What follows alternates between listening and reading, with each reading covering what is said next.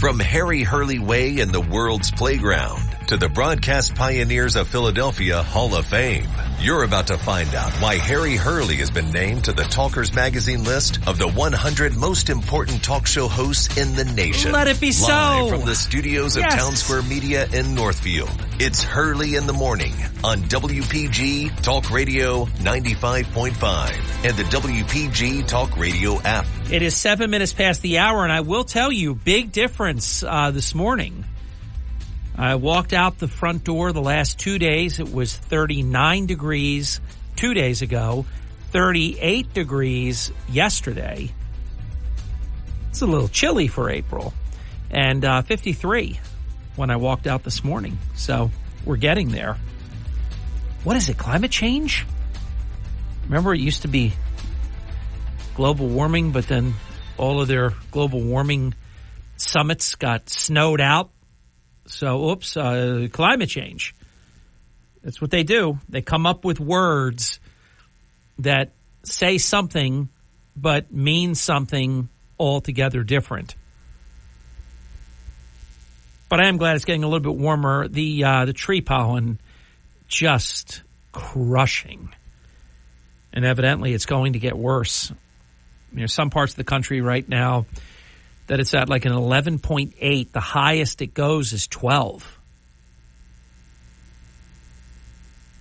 And I'll tell you what, if you don't have seasonal allergies, whether it's ragweed, grass, tree pollen, which is my nemesis, I have no problem with the grass or any of the other stuff. Tree pollen, especially oak tree pollen, my eyes want to water just thinking about it. And what do I have all in our backyard? Oak trees. Yay. I didn't know. I mean, I had seasonal allergies when I lived down beach, but, nothing. Occasionally it would be a bit unbearable. The key is you've got to stay, you have to stay inside a lot. And I have at least 6 more weeks of this, probably 7. And just an awful month that's about to begin. You probably have seen on your car the pollen begin, but that gets much heavier. And here's the deal. You're not the boy in a bubble. I mean, you've got to walk outside. You have to go from place to place. And the moment you breathe it in, bam, it goes to work. The key is staying ahead of the histamine. Because of the allergy, you overproduce histamine. So that's what I try to do. Limit being outdoors. That's why I really wish the President Trump rally in Wildwood, I wish it would have been indoors. And it's not. I don't know if it wasn't available, if it's too much money. We'll give you the beach for this, but if you want the convention center, it will be this. I would have gone for the convention center because just last Saturday night, and we had it tuned in, we were ready to watch it. I was excited. The Trump rally in North Carolina with 2 minutes to go. It was go time. And there was horrific lightning and dangerous weather. They had to cancel it because it was an outdoor rally. I would have gone the route of look how successful. It's not even you don't even have to guess. This is whoever made this call, it is a strategic error. And this is coming from a huge fan. Whatever it would have been, 50 grand, whatever it would have been, 100 grand, rent the indoor space. And I'm not just saying it as an allergy sufferer, but if it rains or it's really windy, or it's just not nice, you're inside. Tell you what, Tuesday, January 28th, 2020, A day to remember. It was fantastic. I was regaling yesterday with a friend who was there, and I said, do you remember the feeling, the energy, not a bad word all day, not a bad word from anyone? I remember saying, I feel like I'm on the safest street in the world. It's such an incredible vibe and felt so safe. And everybody was friendly and just nice. It was great. And I do believe, and we're going to be all over it here at WPG Talk Radio 95.5 and the digital platform as well. I believe the May 11th rally is going to be great.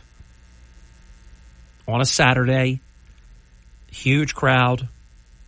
Tell you what, Wildwood, they've got the Barefoot Country Concert, right? I think I'm butchering the name of it, but that's happening in Wildwood. President Trump in Wildwood. Wildwood just got, what's the name of the Philly restaurant that I just wrote about? Steve's Steaks, I think. Very famous. 3 restaurants in Philadelphia, now a 4th in Wildwood. Wildwood had another big restaurant open not that long ago. Wildwood is big time on the move. They got a lot going on. A lot of good stuff. All right, Donald Trump won the Commonwealth of Pennsylvania. He's already captured the Republican nomination. That's a mere formality at this point. He is the presumptive presidential nominee. And President Joe Biden has also won. He's won the Democratic primary in Pennsylvania. So that is that on that.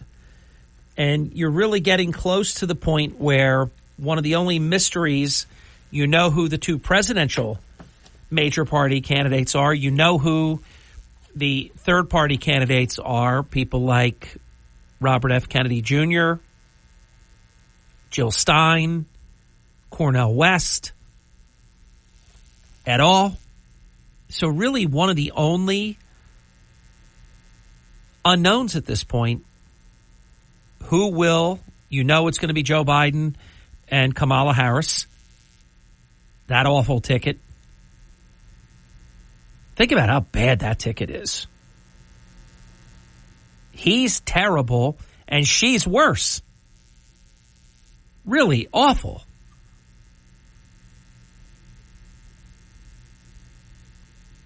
The only thing really left is who will President Trump select to be his vice president.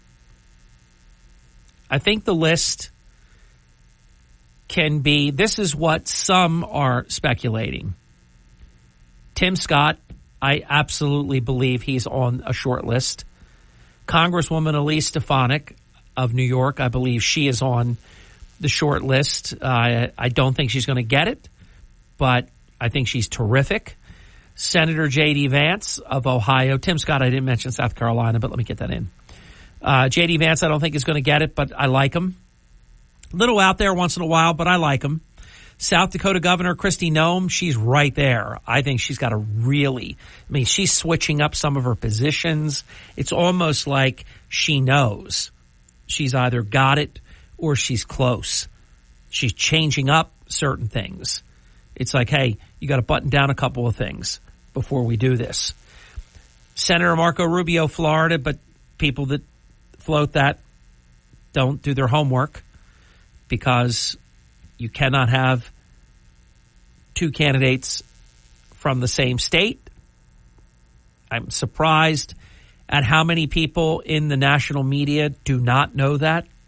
It's shocking to me, but they don't. Arkansas Governor Sarah Huckabee Sanders, I'll tell you what, in a way, I would love Trump to pick her. In a big way, I would love that.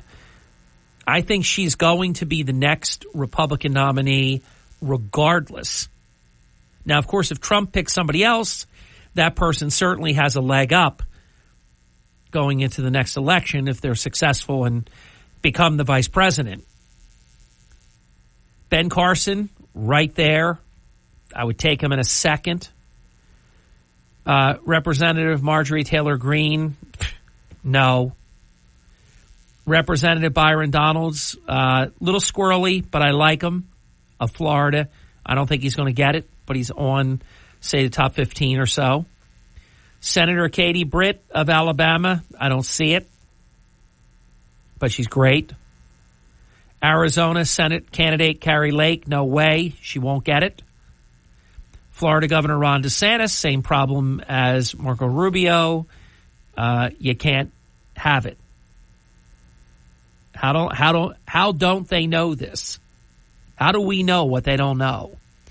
Vivek Ramaswamy, I don't believe he's on a short list, but he's listed. And former Ambassador Nikki Haley, and I don't see that happening, but she's on the list as well. That's your list of people. I'm going to read a communication that I received, and then I'm going to challenge it. I understand why this was written to me. I don't agree with it, but it's a good person. I understand the reasoning, and what I'm going to do is my very best not to change your mind, but to air an issue and then hopefully, and it's impromptu, I received it moments before airtime. I've had no chance to show prep it or anything, but I don't need to. I know what I know, and I know what I think. It involves Atlantic County Prosecutor Will Reynolds. That is next on the Hurley in the Morning program at 19 minutes past the hour. In a world full of fake news, AI, and unverified information on social media, where can you get the latest, most accurate South Jersey news? WPG Talk Radio 95.5 and the WPG Talk Radio app. Don't wait for the newspaper to come in the mail. The WPG Talk Radio app is updated around the clock from New Jersey's largest radio news team. Accurate, dependable, reliable. When you need to know, it's WPG Talk Radio 95.5 and the WPG Talk Radio app. Fox News commentary. Chicago City Council approved another $70 million to care for illegal immigrants despite pushback from residents. Question is, will they keep voting Democrat? I'm Tommy Lahren. More next. Hi, I'm Ron Kraszewski, Chairman and CEO of Stifel. Financial advisors, let's face it, if you're not growing your practice, you're losing market share. Stifel is a growing, entrepreneurial, advisor-centric firm built for successful advisors like you. There's a reason why 148 financial advisors joined Stifel last year. Come join us and find out why Stifel is the firm where success meets success. Visit www.choosestifel.com. Stifel Nicholas and Company Incorporated, member SIPC and NYSE. Illegal immigration is bankrupting America, and it's blue cities and states that will be hit hardest. Take Chicago, for example. Their city council members just approved another $70 million in funding to be directed towards care for illegal immigrants. This move comes even after growing and loud backlash from Chicago residents sick and tired of being left in the dust. Now, this additional $70 million, again, is in addition to the $150 million that has already been allocated to the city's migrant crisis. Mayor Brandon Johnson is also calling on the federal government to subsidize even more. What he ought to be asking is for a sealed and enforced border, but no, that's never the demand. It is and always has been for more taxpayer money. As angry as Chicago residents are becoming over this slap in the face, I have to wonder, will they stop voting for the Democrats who are doing it? I'm Tommy Lahren, and you can watch my show, Tommy Lahren is Fearless at Outkick.com. You're listening to Hurley in the Morning on South Jersey's talk station, WPG Talk Radio 95.5 and the WPG Talk Radio app. You're waking up with Hurley in the Morning. I listen every morning. WPG Talk Radio 95.5. 25 minutes past the hour. And programming note for the 7 o'clock hour, I am going to unfold this Atlantic City, Marty Small, Laquetta Small, Constance Days Chapman criminal issue in a very, very big way, because there are public entities right now that are not behaving correctly. And we're going to call them out, and don't miss the 7 o'clock hour. Now, this is an example of someone who is doing their job the right way. Now, understand, and believe me, I know what it's like. I'm criticized every single day. I am lied about every day. Now, don't get me wrong. I'm not complaining, because the vast majority appreciate what we do, and we do receive a lot of very nice compliments. But I'm lied about. My work is plagiarized on a daily basis, and we just take it. You don't hear me mention it very often. But I'm going to share a communication that I received about 30 minutes ago. And it's a good comment, but I'm going to disagree with it. And I'll disagree with it with substance. So the 7 o'clock hour is going to be about public officials and different entities that aren't doing their job properly. This is an example of someone who is doing his job properly, but of course he understands he's open to criticism as well. People that either don't know exactly what you're doing, couldn't possibly know what you're doing because they're not telling people what they're doing, and then people form an opinion based on what they think or on what limited reveal there has been thus far. So let me just read the entire communication without leaving a word out, and then I'm going to respond to it. And again, this comes from a very knowledgeable person. Excuse me, my allergies really have just gone berserk overnight. Some nights I go to bed and don't even feel a thing, and usually sleep is supposed to be restorative. I woke up this morning, and it was like I slept in oak tree pollen. Just brutal. All right, anyhow. So if you hear me choke a little bit, I'm not going to choke under pressure, but I might get a little choked up. Good morning, Harry. I know you have a very good relationship with Prosecutor Will Reynolds, but all of this, in my opinion, is for whatever reason, Will Reynolds's half-cocked and very softly treating these two vicious animals. He's referring to, of course, Marty and LaQuetta Small. The only correction I would make is animals are good. So they're not vicious animals. I think they're actually monsters. Harry, you can't do such thoroughly and airtight investigation of animalistic behavior of the Smalls, which is clearly documented in the charges, and then treat them as though they jaywalked. Harry, this is what has set the stage for these animals and their companions to act in the manner of arrogance and insolence. Will Reynolds and his staff did an excellent yeoman's job with an airtight investigation. However, then they allowed the poor victim to go back home in the lion's den for more intense psychological manipulation. I have no knowledge that that's true. I don't know if that's where it stands, but this individual says that they do, and that is indeed what happened. The bad actors, all of them, have manipulated the Will Reynolds' extreme missteps and mistakes on how treating these vicious animals, Marty and LaQuetta Small. Will Reynolds needs to immediately stop the mixed message and different treatment of the animalistic nature of Marty and LaQuetta Small immediately. Harry, this is my sober and clear analysis of the situation. Will Reynolds is blowing his thorough investigation. Okay, I completely disagree. And I like this person. I utterly disagree with all of it. Now, I know there's a lot of people, and I did address this a few weeks ago.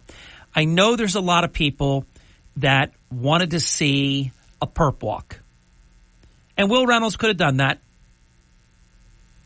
They could have tipped off Philadelphia media, the greater Atlantic City media, the entire state of New Jersey media, and everybody could have been waiting, and the cameras could have been rolling, and the two of them could have been put in handcuffs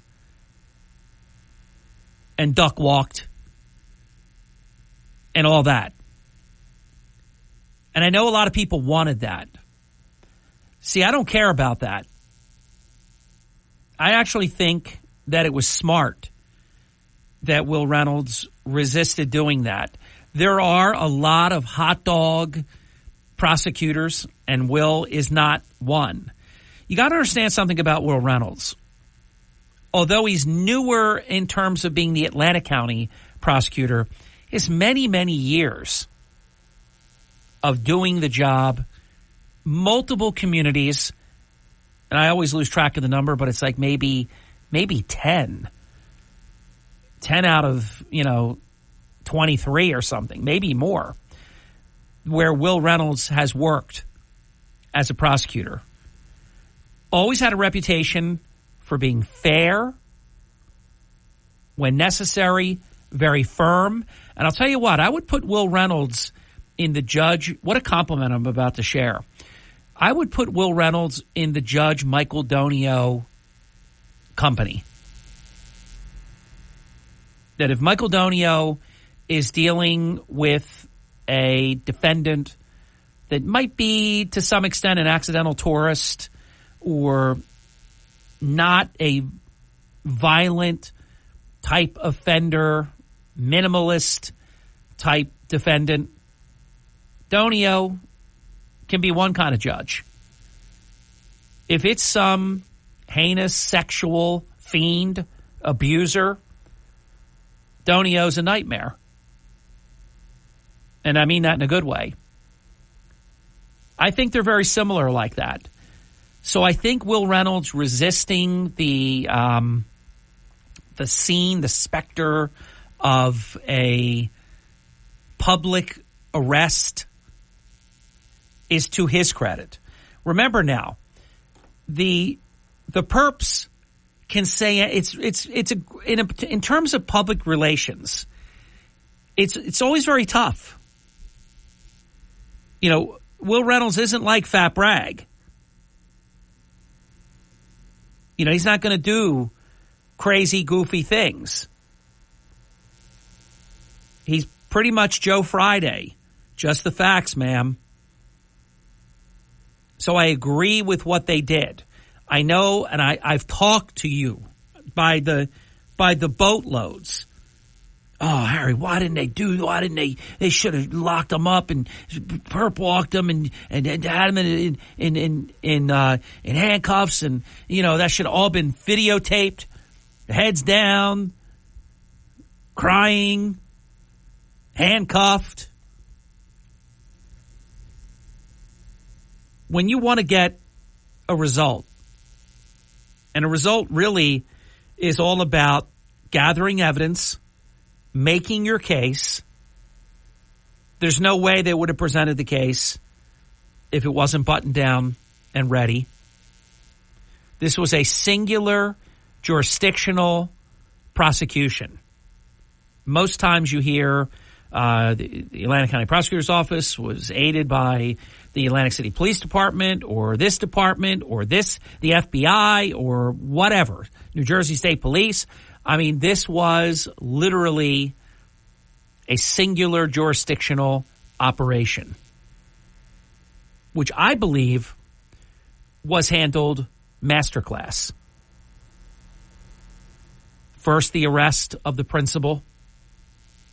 A short while later, the charges filed against Marty Small and Laquetta Small.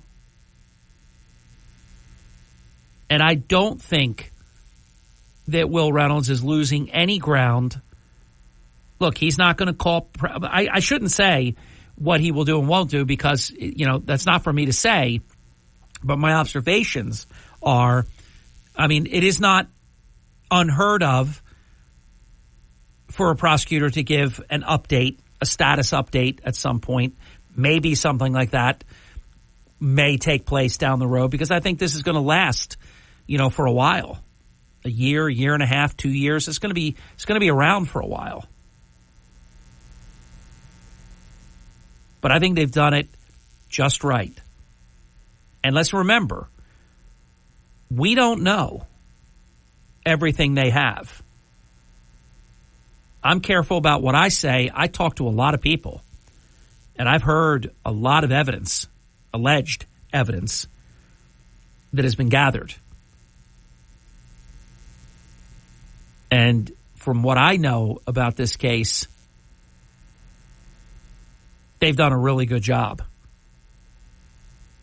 I understand the comment, and there are a certain percentage of people that would be in total agreement with the comment. I just happen not to be one of them, because I don't think this had to be a parade, a circus, and have to have that. I don't think that Marty and Laquetta Small are being treated softly at all. What I try to do, every single article that I write, I don't know how many people have picked up on this, but no matter which one it is, and I'm going to share 2 new ones with you in about 30 minutes, actually a little less than 30 minutes from now. But in every article that I write, I put the criminal charges and that they're monstrous. Marty Small is criminally charged with second-degree endangering the welfare of a child, third-degree aggravated assault, third-degree terroristic threats, disorderly person, simple assault. Laquetta Small is charged with second-degree endangering the welfare of a child, 3 separate counts of disorderly person, simple assault. Constance Days Chapman is criminally charged with second-degree official misconduct. That is a devastating charge. Third-degree hindering apprehension of another. Fourth-degree obstruction of justice. Disorderly person's failure to report child abuse. And never forget, because I've had people write this, oh, my God, I can't believe it. Oh, you charge him with disorderly person's offense? Hey, Will Reynolds doesn't write the laws. That's the crappy law in the state of New Jersey. Can you believe it? When an adult that has direct responsibility to children, when they fail to report child abuse, it is considered a disorderly person's offense. I'm ashamed of that. That is disgusting to me. But that's not Will Reynolds. Only a disorderly person's offense. That's got to be more than that. No, well, that's what that charge is. Now, I'm begging, and they're working on it. I've already been told. I'm begging Palestina and Claire Swift and Don Guardian and their colleagues in the New Jersey legislature and Governor Murphy, fix that. If you're a teacher, if you're a principal, if you're a superintendent, and child abuse is reported and you don't report it, New Jersey has a law that it has to be reported to the Child Protective Services. DCP&P, formerly DIFUS. If they don't report that, to me, that should be a crime of the second degree. That's disgraceful. It's dishonorable. It's disgusting. And should never happen.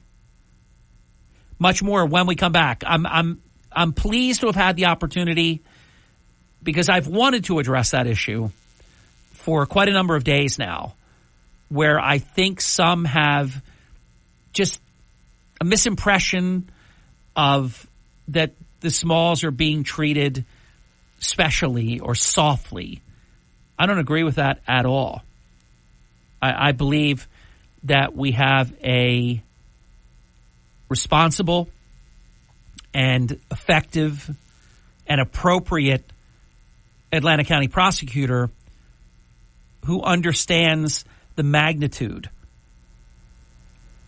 of these officials being charged with these crimes and is painstakingly efforting to have nothing that the perps can say by way of unfair treatment. And remember I can't remember who told me this. Could have been my dad, but I've said this for over 30 years. To be perceived as fair, you have to be more than fair. And that's still not enough for some people. So don't anybody out there lose faith or have the wrong impression. They know what they're doing. They're doing it right. They're not in a position to say, hey, here's what I'm doing. Hi, it's me. Hi. They're not able to do that. The other side can say anything. Hey, let's get the priests and the clergy and everybody, elected officials to come out and do a rally for us. They can do anything. The prosecutor's office, they're bound by the law, by doing the moral correct things, not behaving inappropriately, and not giving defendants any low-lying fruit to go pick. I know why they're doing what they're doing, and I agree with what they're doing and how they're doing it. I hope I've shed a little bit of light on that. We'll be back right after this. It's Hurley in the morning. This is the Town Square, New Jersey Info and Weather Network. And this is Harry Hurley. I have 3 stories that you can follow on our WPG Talk Radio 95.5 app. I've published an open letter to Governor Murphy. I'm going to talk about this in about 20 minutes. The Atlantic City Public Schools, they are not following New Jersey child abuse laws. Something has to be done about that, and I'm blowing the whistle on it. And a great new Philly restaurant has opened in Wildwood. That and more on the app. We'll be right back. More Hurley in the morning after this. Good morning. With your South Jersey weather forecast, I'm Joe Kelly. We could see a few little showers here and there this morning. Otherwise, the sun will start poking out through the clouds for the afternoon. Today's high expected to be about 71. Overnight tonight, partly cloudy and 43. And tomorrow, partly sunny with a high just 49. Looking at the extended forecast, we should be back into the 70s Sunday, and that warm temperature should last for several days. That's your South Jersey weather forecast. I'm Joe Kelly. Have a great day. Enable our skill and tell your smart speaker, play WPG. Starting your day the right way with Hurley in the morning. Biden is going to drive this country into the ground. WPG Talk Radio 95.5. I want to find that guy and shake his hand and say to him, Biden is going to drive this country into the ground. I just want to say it to him. Who are you? Call me. Let's see. This portion of Hurley in the morning, pretty darn pleased to report, brought to us in part by Batteries Plus, right here in Northfield and in Mount Laurel, New Jersey, actually right next door to Broadcast Center. So if you know where we are, you know where they are. They're literally right next to my friend Rocco at Capri Pizza. I've been eating Rocco's Capri Pizza since I was about 12 years old, I think. Pretty amazing. He's been in business for like 50 years. Also, Batteries Plus is one of our WPG industry aces. So if you have a car, a truck, a marine vehicle, RV, camper, golf cart, ATV, mobility scooter, or motorcycle, you don't have to shop around and go on a scavenger hunt. If you need a battery, they've got it. Their stock is amazing. Store is so well appointed. You can get ready for any type of storm event. If you need LED, emergency lighting, a portable generator, surge protectors, they've got them all at Batteries Plus. And if you have a broken phone or a tablet screen, they can fix it. Cell phone battery need replacement? Mine did. And I'll tell you, what a difference. If you've got a phone where you have to charge it all the time, it's amazing when they put the new battery. They fix it right while you wait. Crack screens, they do all that. Batteries Plus, and we fix it. At 900 Tilton Road in Northfield and Route 73 in Mount Laurel. Stop into one of their locations and enter to win a pair of tickets to see Journey and Def Leppard. Batteries Plus. You might have heard me many, many times in the past refer to them as batteries plus bulbs. They are that too, but they're going by batteries plus. All right, we'll continue our discussion of legal matters. Alina Habba said that the U.S. justice system is now third world. And look, that's what they're doing. Bragg and these fools, it's terrible what's going on. You know, this trial, it's early, and David Pecker has been on the stand, and I've come to the conclusion that it doesn't matter if the answer is yes to every single thing that the prosecution is alleging. It's not a crime. I can tell you, I am very familiar with non-disclosure agreements. I signed one about 32 years ago, and I had no problem signing it. Non-disclosure agreements are very commonplace. I know they're calling this trial hush money. It's an NDA. It's a non-disclosure agreement. There's nothing criminal about that. You can say you don't like them. Hey, what are you signing a non-disclosure agreement for? What do you know that you can't talk about, and who wants you not to talk about? You can have all the judgments that you want, but they're not illegal. If, for example, David Pecker and people do this, they want to buy a story and pay someone for their story and then not report on the story, there's nothing criminal about that. Again, you might not like it, but it's not criminal. And they're bringing all kinds of things that have nothing even to do with what they say they're charging President Trump with, and it's still very shaky. It's not even legal what Bragg has done to resurrect charges that already expired through the statute of limitations, but say, oh no, we're bootstrapping a felony, and so we can bring it all back. It's not how it works. I mean, this case is so bad. They know it's bad, but they know what they're getting away with. They're wasting the president's time at a very critical moment.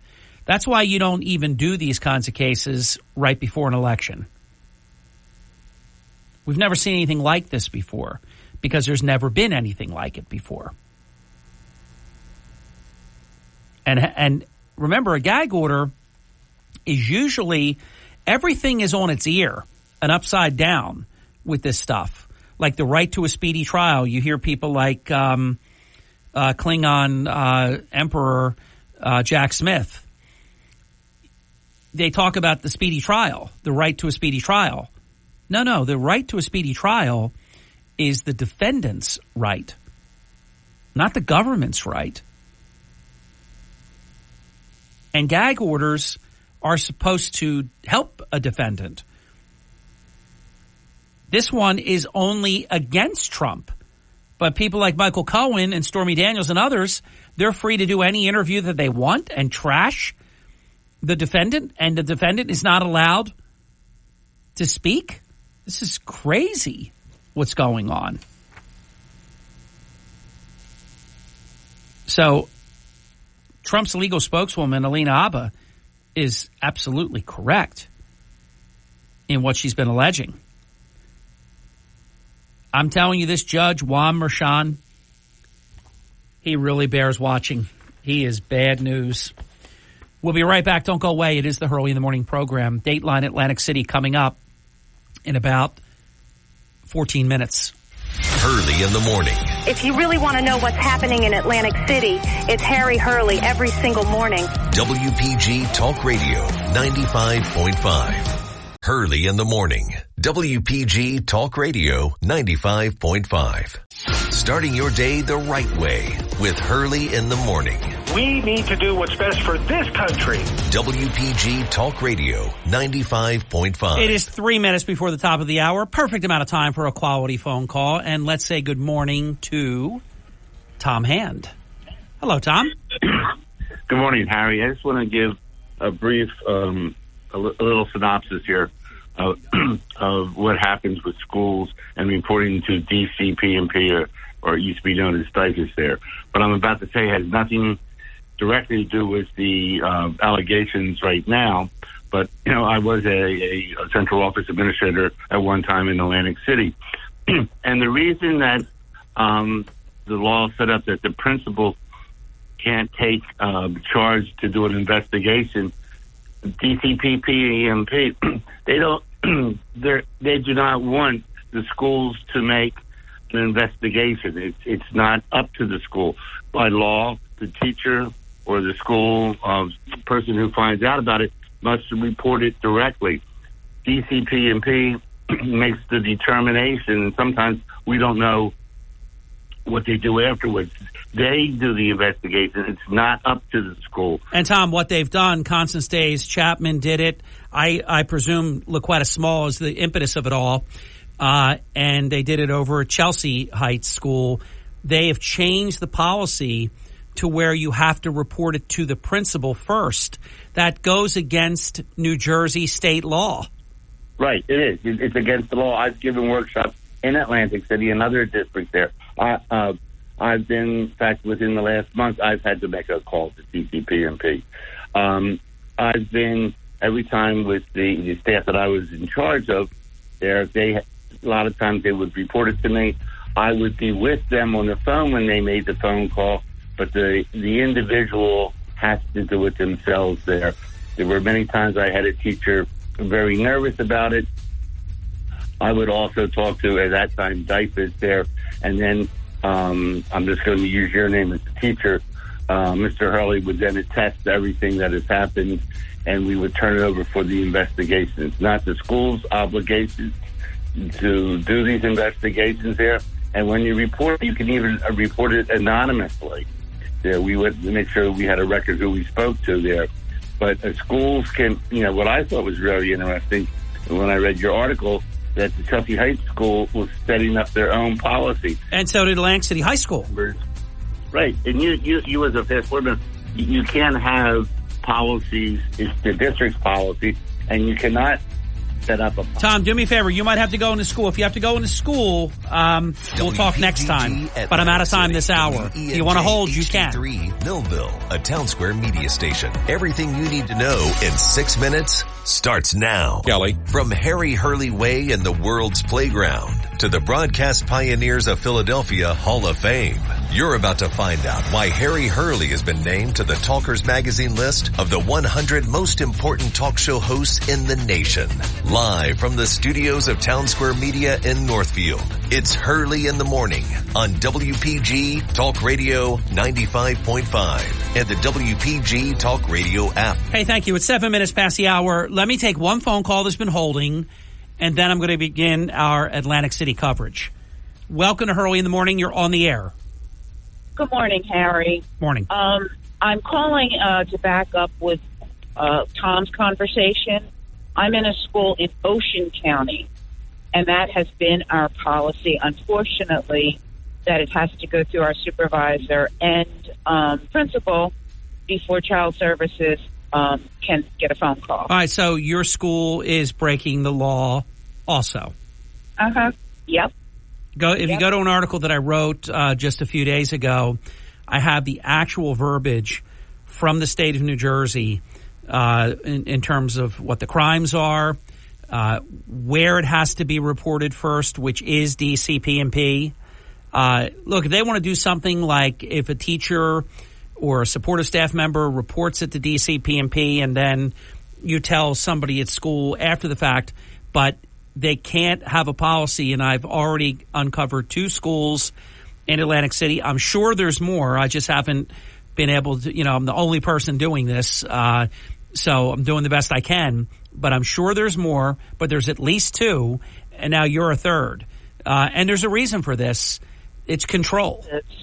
Well, they're afraid of lawsuits. Well, that's what the bottom line is. Well, they're going to get one, though, because anybody that reported it and it wasn't followed the proper procedure, they can sue the district for not following the law. And then it's also our license, too, and we're put in that position. Well, that's the despicable part. They're actually making their own certified and supportive staff members. It's even worse than that. The person is committing a crime by not reporting it to DCP&P. Yeah. I know it's a disgrace, but I just wanted to, it's not just Atlantic County. It's terrible. I appreciate the information. All right, have a great day. Thank you. You All too. right. Nice of you to call. All right, I'm going to hold the phone lines for a little bit. Last night, instead of being asleep, I was working, and a couple of people can back me up on this. I had my article written. I knew what they were going to do. I knew it. I knew the Atlantic City Board of Education, because, look, the board president is a horse's behind. Used to be a great guy. He's not anymore. He's a captain in the fire department, so he's got Marty Small in his life and Scott Evans. He's got family members who have city jobs. He's got family members that have Board of Education jobs. This guy is as conflicted as you could possibly be. He's afraid of his own shadow. Oh, no, I can't talk about this. Oh, really? You can't talk about it? Well, okay, if you can't talk about it, do something about it. So I knew they weren't going to suspend her, Laquetta Small. This is a public abomination, this Atlantic City Board of Education. Laquetta Small, the Atlantic City Superintendent of Public Schools, currently faces serious criminal child abuse charges. You wouldn't know it by last night's Atlantic City Board of Education meeting. There's Laquetta Small participating, superintendent list report, like nothing's wrong. Nothing happened. Marty's there. Alfalfa, Spanky, they're all there. The Atlantic City Board of Education failed to take any corrective action whatsoever regarding Laquetta Small. Outrageously, the Board of Education didn't even address it. It's been a public disgrace to watch all of this unfold as Laquetta and Marty Small have continued in their public positions pretending that nothing has happened. Regarding Laquetta Small, the Atlantic County Prosecutor's Office has written this very disturbing narrative about her. Quote, it is alleged that Laquetta Small, during one incident, punched her daughter multiple times on her chest, leaving bruising. Another incident alleged that Laquetta Small dragged her daughter by her hair, then struck her with a belt on her shoulders, leaving marks. Another incident alleged that Laquetta Small punched her daughter in the mouth during an argument, said the Atlantic County Prosecutor's Office, quote, unquote. These incidents were investigated by the Atlantic County Prosecutor's Office's Special Victims Unit. Laquetta Small, Atlantic City Mayor Marty Small, and Atlantic City High School Principal Constance Days Chapman have been criminally charged with the following. Laquetta Small is criminally charged with second-degree endangering the welfare of a child, a monstrous, hideous crime, alleged. 3 separate counts of disorderly person, simple assault. Marty Small is criminally charged with second-degree endangering the welfare of a child, third-degree aggravated assault. By the way, I think that Marty Small should also be charged with official misconduct.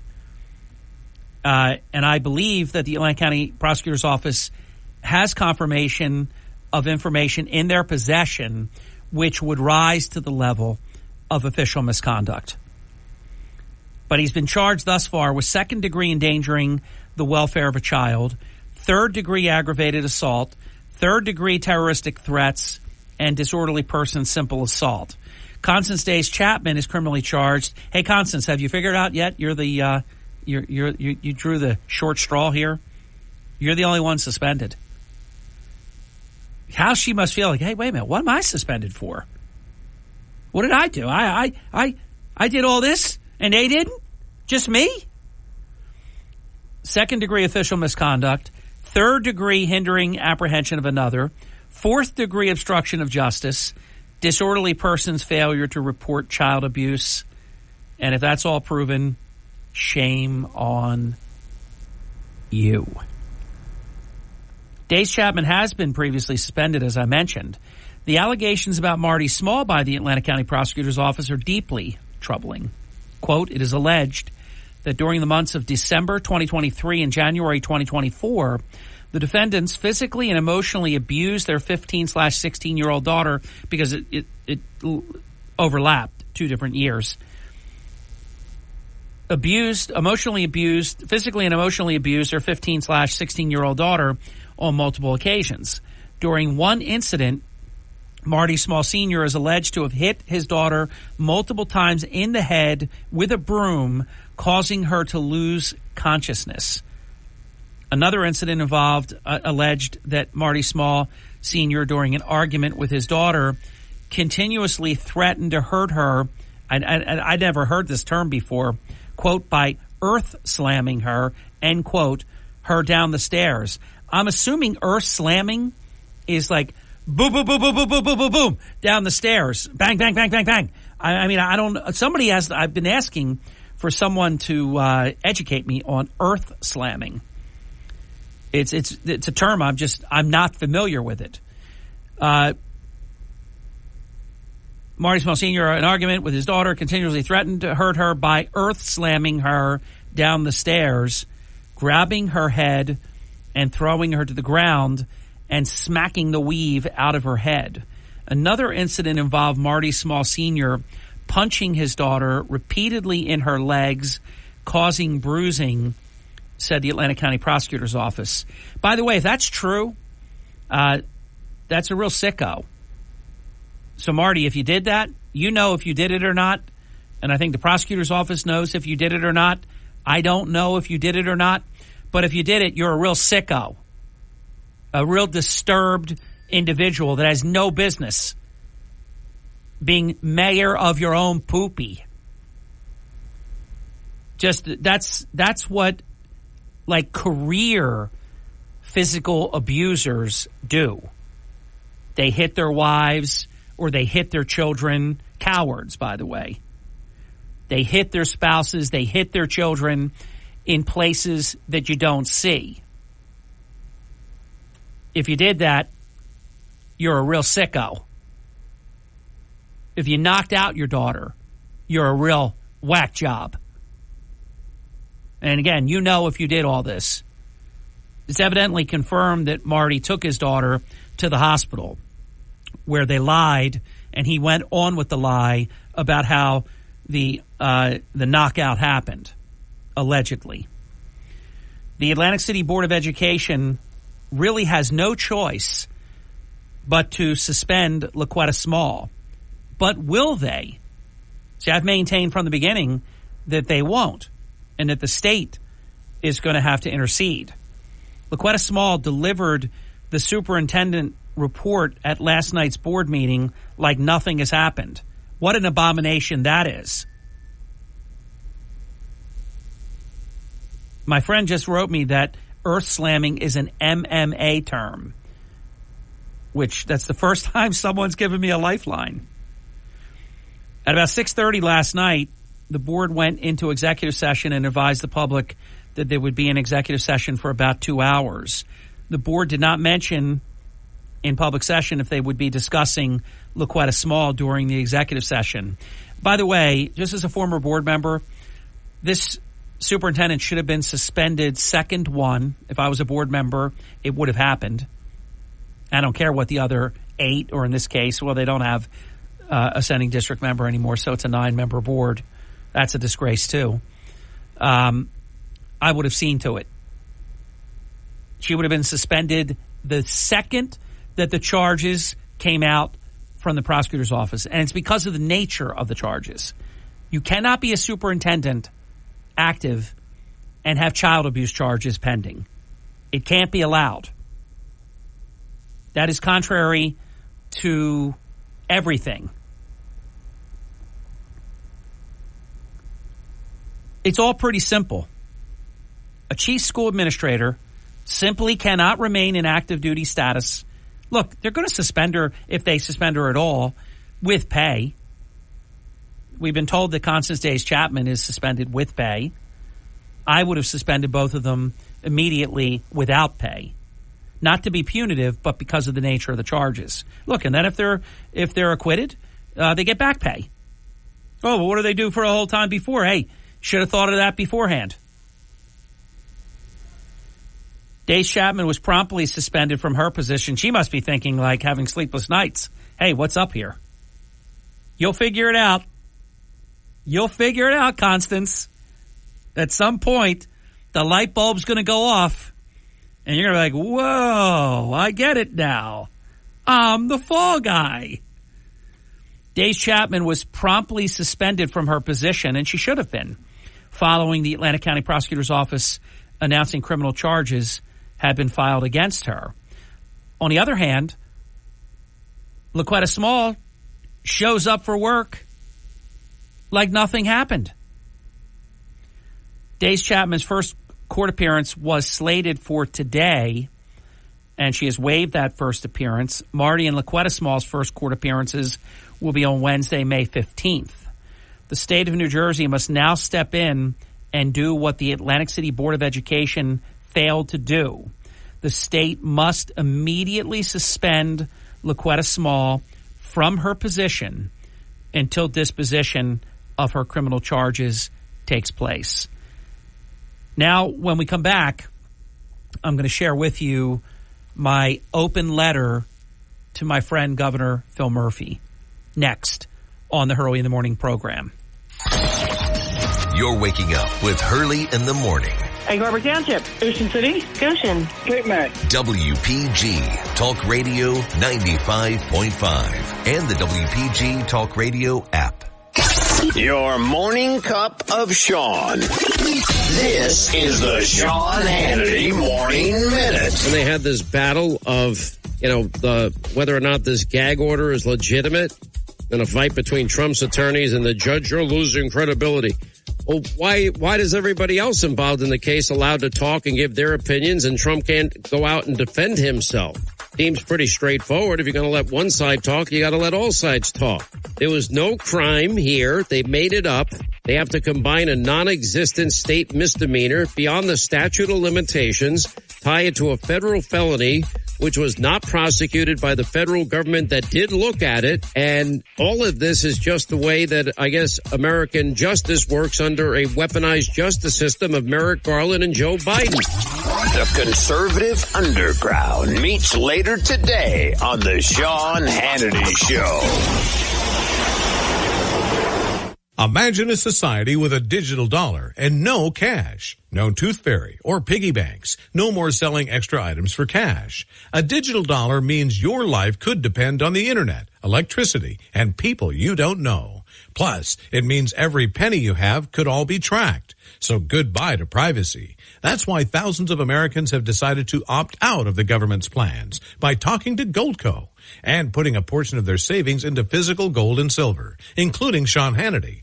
Sean has personally bought metals from the top-rated company, Goldco, who has an excellent reputation. They've placed over $2 billion in gold and silver, and right now they're offering up to $10,000 in bonus silver while supplies last. So call Goldco at 855-815-GOLD to learn how you could get started today. Tell them Hannity sent you and see if you qualify for up to $10,000 in bonus silver.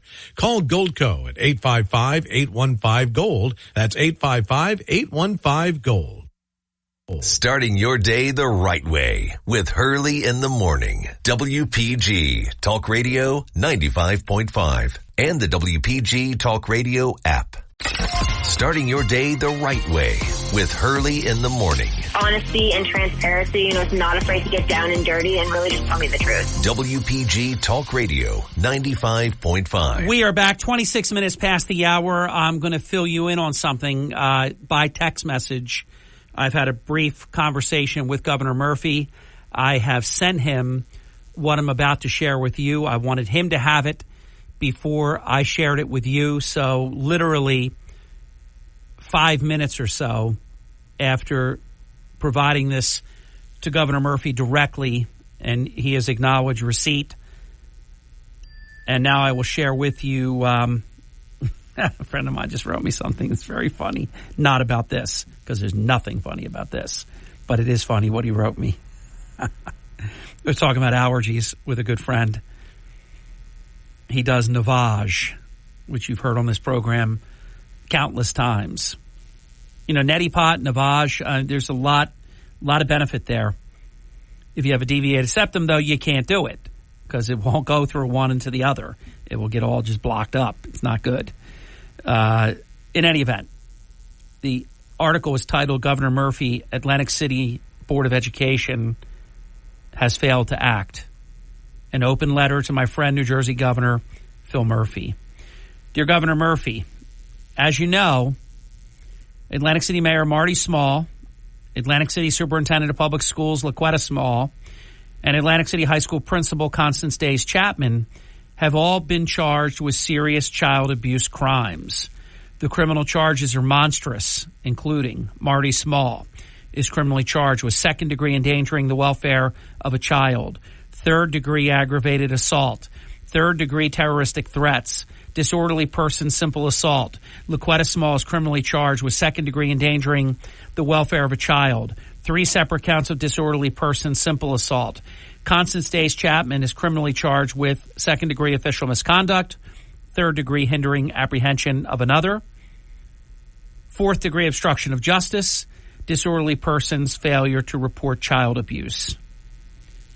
Days Chapman was promptly suspended. However, the Atlantic City Board of Education has taken no corrective action whatsoever versus LaQuetta Small. They've done the unimaginable. LaQuetta Small is being protected by powerful allies who are willing to engage in this unseemly public conduct.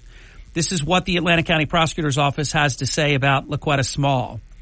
Quote, it is alleged that LaQuetta Small, during one incident, punched her daughter multiple times on her chest, leaving bruising. Another incident alleged that LaQuetta Small dragged her daughter by her hair, then struck her with a belt on her shoulders, leaving marks. Another incident alleged that LaQuetta Small punched her daughter in the mouth during an argument, said the Atlantic County Prosecutor's Office. Here's what the Atlantic County Prosecutor's Office has said that Marty Small did. It is alleged that during the months of December 2023 and January 2024, the defendants physically and emotionally abused her 15/16-year-old daughter on multiple occasions. During one incident, Marty Small Sr. is alleged to have hit his daughter multiple times in the head with a broom, causing her to lose consciousness. Another incident alleged that Marty Small Sr., remember now, they use senior because there is another person, junior. During an argument with his daughter, continuously threatened to hurt her by, quote, earth slamming, end quote, her down the stairs, grabbing her head and throwing her to the ground and smacking the weave out of her head. Another incident involved Marty Small Sr. punching his daughter repeatedly in her legs, causing bruising, said the Atlantic County Prosecutor's Office, quote unquote. The Atlantic City Board of Education met last evening. They didn't mention nor address the LaQuetta Small's criminal charges. The Atlantic City Board of Education has allowed LaQuetta Small to continue to work like nothing has happened. I'm not the least bit surprised that the Atlantic City Board of Education is covering for and helping LaQuetta Small. Shay Steele, the school board president, has multiple immediate family members who have great jobs with the city of Atlantic City and the Board of Education. Steele is conflicted in multiple ways. I am surprised that the state of New Jersey, Commissioner of Education, Acting Commissioner of the Department of Community Affairs, the Atlantic County Superintendent, who is Ernest Corsi's wife, by the way, that's wonderful, and the Atlantic City Public Schools State Monitor have all failed to do their job. The monitor, I was told, was not even at the meeting last night. How could they do that? Why?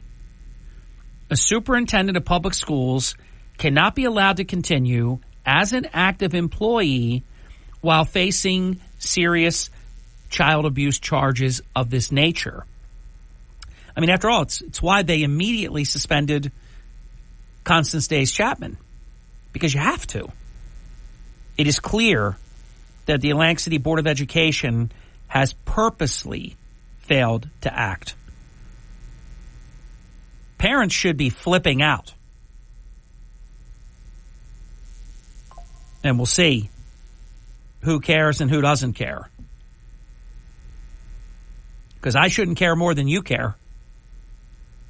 The state of New Jersey must step up and do the job for them. Should the situation not be properly addressed, who will ever come forward again to report alleged child abuse? When the top school official does not face appropriate action when she is criminally charged with multiple child abuse crimes. Thank you, Governor Murphy, for taking time to read my concerns. I want you to know I'm also following up today with the Commissioner of Education and as many people as I can reach today. If the Atlantic City Board of Education thinks that you can do this kind of thing, guess again.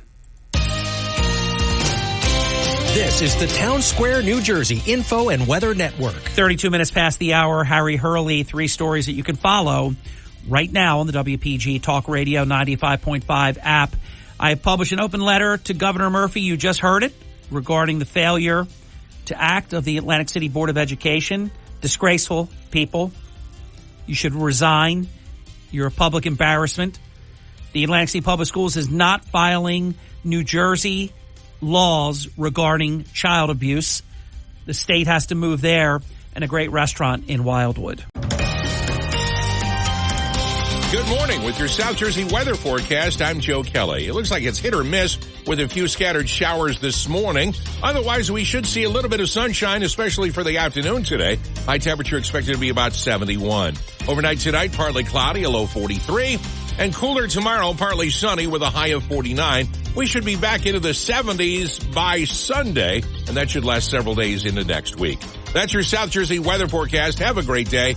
I'm Joe Kelly. Jersey. You're waking up with Hurley in the morning. WPG Talk Radio 95.5. Hurley in the morning. It's breaking news that I can trust. WPG Talk Radio 95.5. Yeah, it's all in a day's work. It's what we do. News you can trust. 37 minutes past the hour. It's all in the moniker, Truth in Broadcasting. And nobody does what we do, so it's very important that we get it right. Let me welcome to the program at my provocation. I just reached out literally 30 seconds before we were coming back on air to a more than 20-year member of the Atlantic City Board of Education who we've been recently visiting with on air, and he's been a big part of a lot of the investigations that I've been able to do, a lot of the digital reporting that we've been able to do, and a lot of the on-air work that we've been able to do, because as both a member and past member, John Devlin has been an invaluable resource in terms of his knowledge of what goes on. And I'll tell you, it's a big loss, because right now, if you think about it, there's out of 9 board members, there's probably only one that at this point in time has the best interests of the community. The rest of it is handpicked political allies that their vote is controlled, they're controlled. It's a very bad situation. At some point, I wish I had more time to address certain things. At some point, the residents of Atlantic City are going to have to get together and say, enough. We can't have this anymore. We can't have every board, every authority, everything be a Marty and LaQuetta Small political ally. You can't have it. It's look at what's going on. I mean, it is completely disastrous. So they didn't surprise me one bit last night. Shea Steele, you're a coward. You're a joke. They don't even address this issue. If you're going to keep that person in the job, you have to explain to the public why you're doing it. But you can't. because when somebody has child abuse charges, they can't stay active. I think John Devlin agrees with that. In fact, I know he does. John, you're not surprised, but even for this bunch, it's pretty amazing how they approached this last night. Just say nothing. Do nothing. Yeah, Harry, I have to say I am surprised just because it's so egregious that you don't even, you owe the public an explanation of what's going on here. For them to just,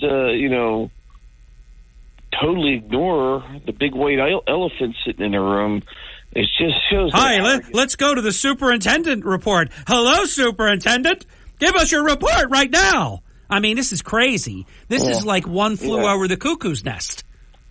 And they were almost offended that people were there, news agencies were there, family members were there, looking and asking for, questions and answers of, what's going on here. And they were almost, they were so arrogant about it, they were almost mad that they had to answer that question. Like, how dare thou question, thou queen? Like, come on, listen, guys, there's a serious issue going on in our schools.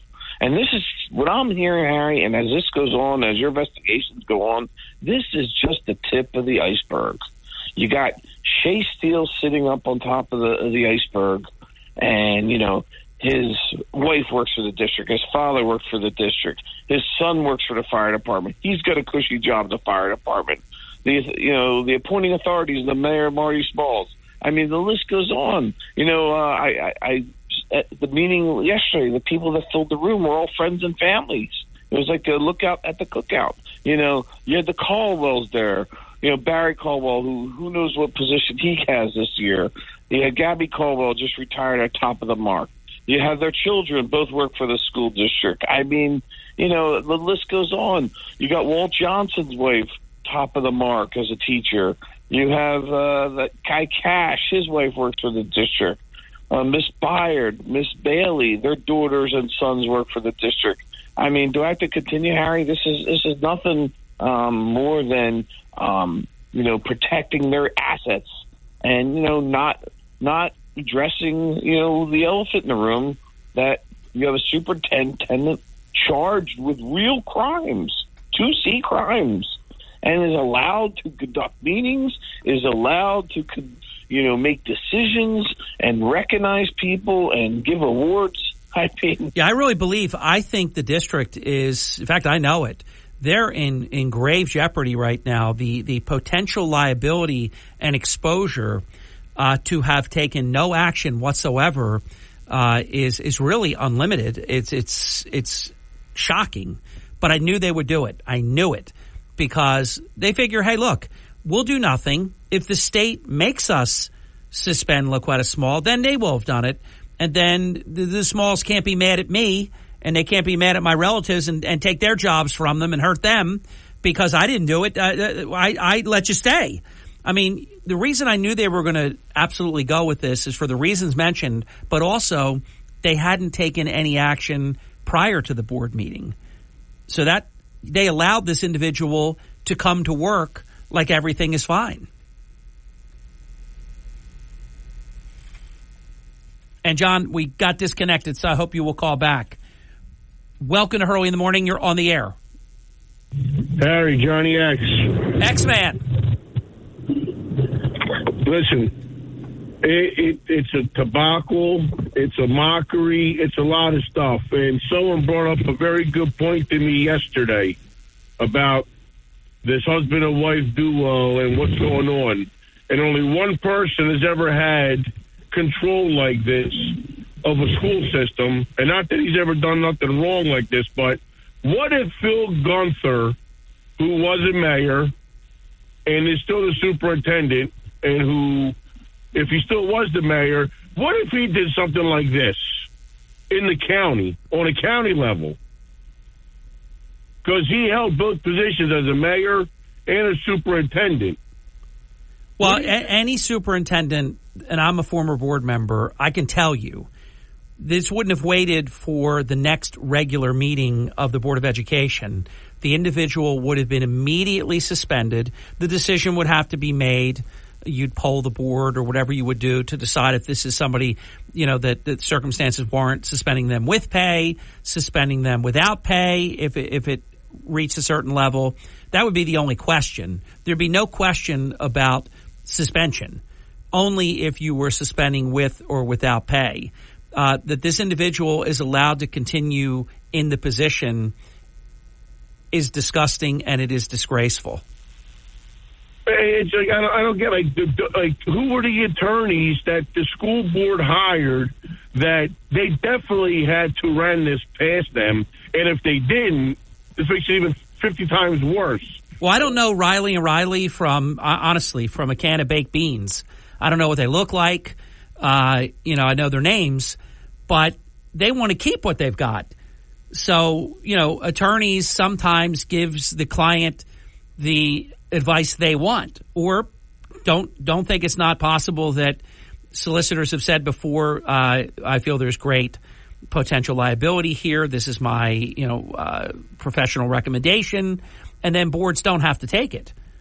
I mean, I don't think there was any chance that Shea Steele was going to utter the words, Laquetta Small is suspended. The one that should be worried right now a whole lot is Constance Days Chapman, because she hasn't figured it out yet, but she's been thrown right under the bus. I don't understand. That board, I'm sorry, half of the people on there don't even know what day of the week it is. So there's no way they ran anything past them other than keep your mouth shut, don't address the situation. Well, they know what to do, John. You know the deal. These are people that are aligned with Marty and Laquetta Small. They're not willing to cast a vote that would suspend her. It's disgusting. Absolutely disgusting. Harry, keep up the good work. Thank you, John. Good to talk to you. Final break, and we're going to come back to John Devlin. We lost him, but we got him back right after this. Sean Hannity. Be careful what Robert F. Kennedy Jr. say. He's going to try to appeal to conservatives, to liberal Democrats. He is going to try to peel away voters from both parties. He is not a conservative. He's never voted for a Republican for president, and he's got the most radical environmental views of anybody out there. Sean Hannity on South Jersey's talk station, WPG Talk Radio 95.5. You're waking up with Hurley in the morning on South Jersey's talk station, WPG Talk Radio 95.5. You're waking up with Hurley in the morning. Ocean City. EHD. Brigantine. Mays Landing. WPG Talk Radio 95.5. 9 minutes before the top of the hour, I strongly encourage you. Look, I want you to read the stuff we write. I work hard on it, and I want you to read it, but I strongly encourage you to read two articles that I filed. One about 8:30 last night, the second the board meeting was over. I knew what they were going to do and just had to wait for them to do it. And the other I wrote very, very early this morning. The first is titled, Atlantic City Board of Education Fails to Suspend Criminally Charged Boss. The second is Governor Murphy, Atlantic City Board of Education has failed to act. And Governor Murphy and I have chatted briefly this morning digitally. He has a copy of both articles. So guess what, Atlantic City Board of Education? I just have a sneaky suspicion that there's a sort of big hammer that's about to drop. We'll see. We're visiting with a former president of the Atlantic City Board of Education, an honest broker in a crooked town. John Devlin, we continue. You were saying right before we got cut off. Harry, I'm sorry. I apologize. I got 1,000 things going on and just 1,000 opinions. One of the crazy things here is also, me and you talk about transparency and communication. There's no way for residents to easily watch. There's no Zoom coverage. There's no YouTube channel. There's not a website you can log on to watch these meetings. So I think, the John P. taxpayer and parents and students alike are really disenfranchised because they can't even really watch these hearings and meetings and committee meetings. Well, John, this is exactly how they want it. They want to do what they want no matter how outrageous it is. Oh, I have child abuse charges? No, I don't get suspended. That doesn't apply to me. You kidding? Let me pose a couple of questions to you as a former board president. And this was posed to me by an Atlantic City community leader. Who suspended Constance Days Chapman? Stick with me here, John. Stay with me on this. Who suspended Constance Days Chapman? Do you know the answer to that question? I know what the answer should be. Right. You're going to say that the superintendent suspended Constance Days Chapman. Okay. That would be the definitive answer. But how can the superintendent have been the one to suspend Constance Days Chapman when Constance Days Chapman allegedly violated New Jersey law, committed crimes allegedly, by not reporting the alleged child abuse, both emotional and physical alleged child abuse, did not report it to the state as is required, but instead went to the parents and ratted out the child, stopped staff members allegedly who wanted to report it because they knew the state law was that they had to report it, but allegedly this principal, Days Chapman, said, no, I'm reporting it. But then Days Chapman allegedly did not report it, and DCP&P has confirmed that she did not report it and that no one in the district reported it. And, of course, no one in the district reported it because they were ordered not to.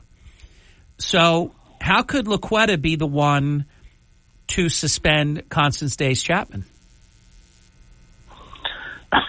Harry, if I can plagiarize you for a second, it's bizarro world. I mean, I have no answers, and a couple of things that just come to my mind is, obviously this came to light and because of the prosecutor and others, but how many more of these situations, and I've been getting a lot of calls about past situations that just went brushed under the rug or uninvestigated. How many of these situations that we just don't know about? We know about this. But remember what they did, these monsters, what they did to Phil Eisenstein? Here was a teacher that was saving a child who was being physically assaulted and bullied, and he saved this child. And every bit of evidence, video and otherwise, always supported that he was a good actor. They ruined this guy. They did everything they could. And here, nothing. Yeah. How about when the janitor for one of the schools, two kids were having an issue, he took them out back, put boxing gloves on them without asking the parents for permission, and had them duke it out in the park. Yeah, there was a YouTube video with the whole crowd assembled. Everybody knew, except the parents, everybody knew they weren't there by accident. Everybody knew there was going to be a fight that day. And nothing happened there either, right?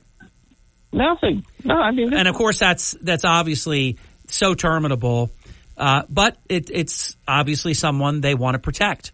So if you're in with the Smalls, you can do anything. If you're not, you don't even have to do anything wrong, and they'll come and get you. Well, Harry, this is a classic case of selective enforcement. If you're friends and family of the Smalls regime, then you get a pass. Doesn't matter what you do. In this case, look at this case alone, so... John, look how right you were when you were begging your colleagues to address child abuse in the Atlantic City public school system. But now we know why. We knew then. We knew then, Kyanne Frazier, it could not be addressed because the top school official's cousin was a sexual child predator. So abuser and predator, and is in jail now. So they couldn't do anything to address it because they were protecting everywhere they could, except the children. Their first goal as administrators is not to protect the children, is to protect their reputation and their egos. Listen, when we asked for independent investigation, Harry, we had the majority of the board, and I commented on your article, and you quoted me. We had the majority of the board asking for investigation. I fought tooth and nail. I was even Shea Steele was even talking about physically attacking me, which I wish he did because I would have knocked him right on his ass. This is the kind of pushback we got, not just verbal pushback, physical pushback. These are intimidating people, which I'm not intimidated by, but the average person could be intimidated by these individuals. It is remarkable. They don't want to protect children. Look who they want to protect. They want to protect their jobs, their salaries, their egos, and their reputations. That's no secret, Harry. That's no secret, and that's no way to run a school district. We swear an oath. We take any of these positions, the first oath we take is that we protect children, and they failed us. Do you believe that between the governor, the commissioner of education, the acting director of the Department of Community Affairs, the Atlantic County superintendent of schools, Corsi's wife, you can't make this up, I'm telling you, it is truly like a monster movie, or the school monitor, state monitor, will they do the right thing? I could just say this, and I can only 20 seconds. Tell you what I know. In the past, when we had the Frazier matter, I think we exposed everything. We brought in a former director of education, and we had the best law firm in the district. And no, nobody even came to our aid. Nobody came to the aid. They ousted me because, So they're going to allow a superintendent with serious criminal child abuse charges to remain active. WPGG Atlantic we shall City. See. All right, John. Thank you, my friend. Millville, a Town Square media station. Everything you need to know in 6 minutes starts now. Great day. From Harry Hurley Way in the world's playground to the broadcast pioneers of Philadelphia Hall of Fame. You're about to find out why Harry Hurley has been named to the Talkers Magazine list of the 100 most important talk show hosts in the nation. Live from the studios of Town Square Media in Northfield, it's Hurley in the Morning on WPG Talk Radio 95.5 and the WPG Talk Radio app. Thank you. Welcome. It's 6 minutes past the hour. Jim Malamut is here. It's Jim Malamut's Green Tree Mortgage radio program presented, sponsored by Jim Malamut. And we've been doing this with the Malamut family in the iterations of the great Bill Malamut and Jim Malamut for more than, it's close to 30. I think it is over 30 years. I'll check my day timer. We started this very early. We're 32 years as of July 1. And I think this program is 31 years old, if I'm not mistaken. Jim, it is great to welcome you. For all of our listeners, if you're looking for the best of the best service, you're going to love the experience, follow-up systems before, during, and after your transaction with this great team at Green Tree Mortgage, the Malamut team. Call 609-646-5555. Well, Jim, I was thinking about you when I saw interest rates going the wrong way. Harry, it's been a bad run. My heart, it's skipped. It pitter-patters when that happens. It's been ugly. And, I hate to say, when we were here a couple months ago, we were here with Joey Ionello, I remember. Yep. We were talking, and you said, 3 or 4 cuts are coming. I said, Harry, I hope you're right. But wrong. I just have a feeling that we're not getting 3 or 4 at that time. And, I hate to, go back a couple episodes, but I hit that one on the head, I think, a little bit. I said this many times. I use the term Nostradamus once in a while. In your lane, because you're the expert, you're our official expert, I'm not. In your space, in your lane, you make these predictions that almost always come true. I've been pretty good. And we might not get, not only are we not going to get 4, that's you were right then and you're right now. We might not get 1. And if we get any, it'll be only 1. Yeah, so it's been ugly. And so there's no room for rates to come down in that environment. I was hopeful that you were going to be right, but I didn't think we'd get 3 or 4 because it's just these inflation numbers, if you read them, they're just not slowing down. And my concern, it was that they could not decrease rates the way inflation numbers were going at that time. Yeah. And especially for 3 or 4 times. It just didn't make sense to me. So that was then. It almost seemed like they were going to do it because they said they were going to do it. Well, they said they were going to do it. Because you always talk about being driven by the data. That didn't seem to compute with the data, did it? If you look at if you look at the data had been coming down for a while, but then all of a sudden it stopped coming down, and now it's starting to go back the other way again. And I think that's the problem. Is like there was hope that it was going to keep coming down. The 2% target is, to me, again. So let's talk about that real fast. The 2% target, I think, is a very difficult target where we are right now. I think, if the Feds came out and said, instead of 2%, we're going to make it 2.5%. I think the markets would celebrate. But because the Fed is dead set on this 2%, I think that's going to be a difficult target for us, honestly. But end of the day, if you look at these numbers, they're not 2%. We're 3.3%, 3.5%, and it's just not going the way they want it to anymore. Right, so, 9 down to 4, down to 3.5. And they went a little lower than that, but then unfortunately now for at least 3 months in a row, it keeps ticking up by a tenth. So now 3.2, 3.3, 3.4, 3.5. So we're going the wrong way. The difference between a 7% mortgage and about a 6% mortgage, 6.25%, whatever, it's a big deal, isn't it? It sure is, Harry. And, that's the problem with inflation is that as soon as we get good news, as soon as we hear, okay, rates are going to come down, the spending starts again. People go out and start spending and think, okay, now it's the time to get into housing and now it's time to get into, get debt, whatever. And as soon as that happens, the inflation starts picking back up. So it's a tough battle for the Fed. It's tough to get over this. And that's what I was trying to say. I use my baseball analogy is that we were in the 7th inning. It felt like the game was over, but then the bullpen came in. Phillies bullpen. The Phillies bullpen came in and the inflation team won. We lost the battle. The Fed lost right now, it seems like. So, 3 months ago, it felt like we were winning. It felt like the Fed hit the soft landing, and all of a sudden, maybe they're not, maybe they are. I heard Chuck yesterday, it is a mixed bag right now. It's a very mixed bag in the economy. So, my show is obviously about housing. I'm gonna stick to that. Housing in Atlantic County has been pretty good. Their inventory is still a problem for the most part, but for the most, guess what I'm doing? I have a feeling you're going to check on your value on Zillow. I am. Values have done very well. I'm so happy. It's been crazy looking at it from a mortgage standpoint, but it's not slowing down on that front. I'm going over under. You're good at this. I already checked mine. I already checked mine, so I'm cheating. But you haven't checked mine. But you're very good, whether it's predicting like who might be in the Super Bowl or that Tom Brady's going to win a Super Bowl when he went to Tampa Bay. You're good at this kind of thing. Well, I'm going to go with 2.5% for you, Harry, because my property is always a little more volatile, and it's like mine was like 3.7%. 3.5%. There 3.5%. So, and it was 4.1 as of the other day. But for those listening, Zillow does last 30-day change.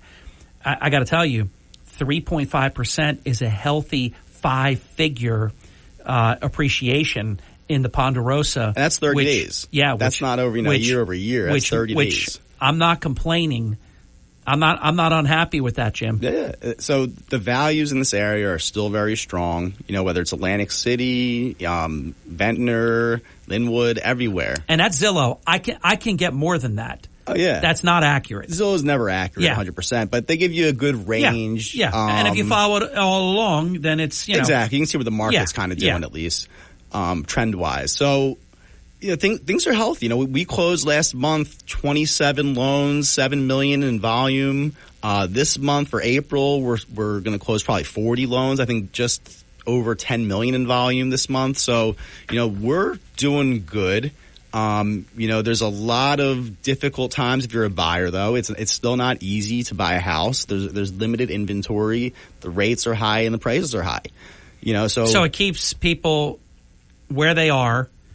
That doesn't help inventory at all. Exactly. Because there are people right now that would be very interested in selling, but they have nowhere to go. And if they had somewhere to go, they're going to go from their 4% mortgage to 7%. And then they become contingent. If they buy a house, they're not contingent on selling the next one. Yeah. So maybe they're not looked as favorably as somebody who just needs to put 20% down or whatever it is. So it's tough right now. I do have, a decent amount of people who are selling and buying, though, Harry. I think some people are coming to the reality that the rates aren't just going to go down to 3% again. That the 6-7% rate is here for a while. I've always believed the Malamut doctrine. I bought almost 30 years ago at 8%. And I remember your dad telling me, "Don't worry about that." He says, "We're going to refi that. This is your forever home." And he was right. And we said it was. And we did refi 2 times. Should have refied a 3rd time. So 8% became 4%. And you can't time the market, you know. At the end of the day, you got to live somewhere. So everybody's situation. But rates do go up and they do go down. So there is a really good chance that if you stay where you are, there will be an opportunity.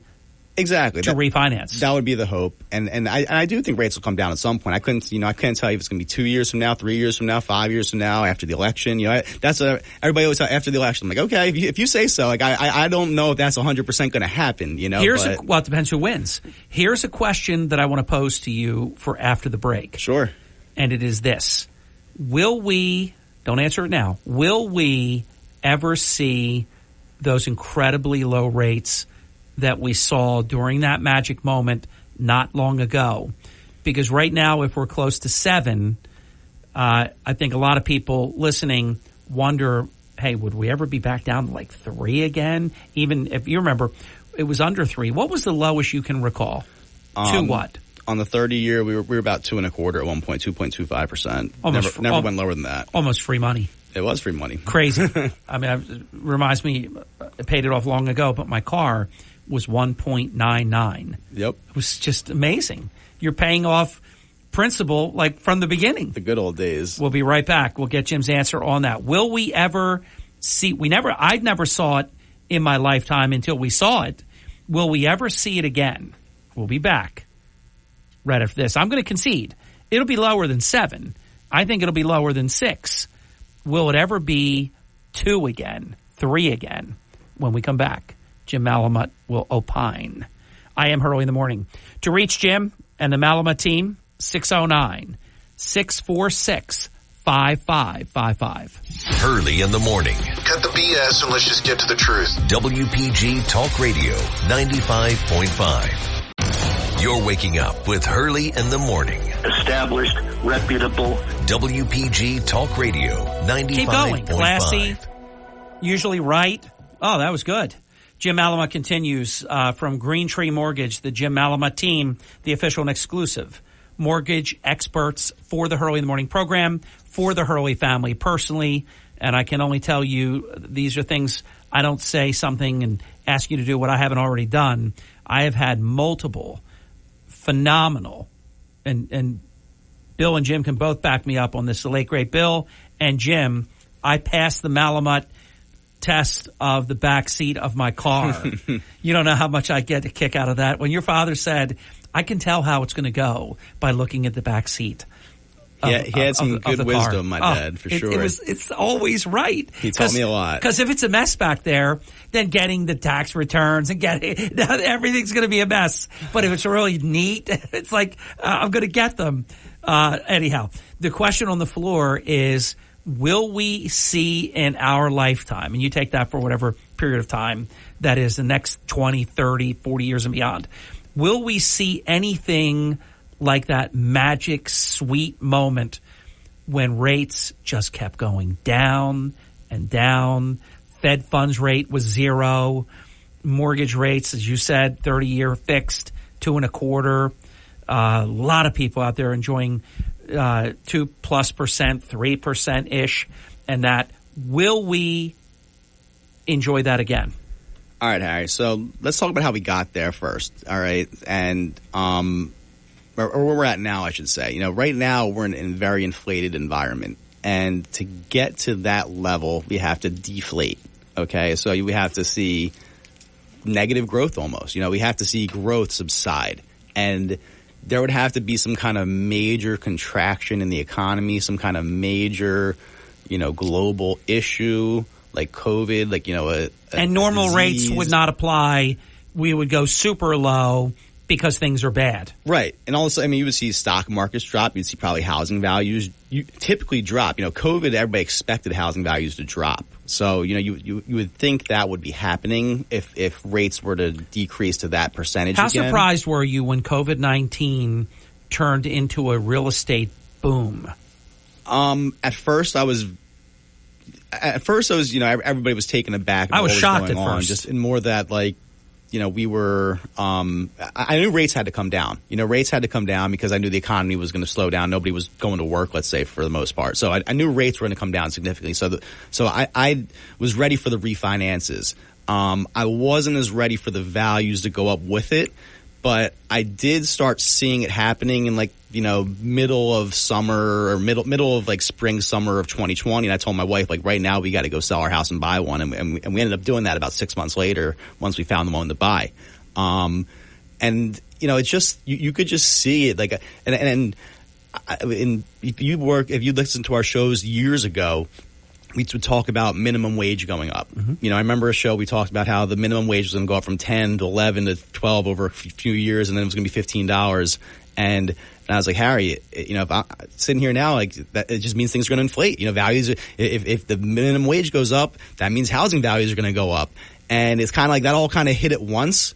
And it led to this boom, with the inventory being shut down. When the inventory was shut down to nothing, it was just complete supply and demand at that point. So, it was crazy. There was the haves and have-nots, and I think that's still today. I mean, that's the way it's always going to be. There's going to be those who have and those who don't, and getting into the housing is the quickest way to become those who do.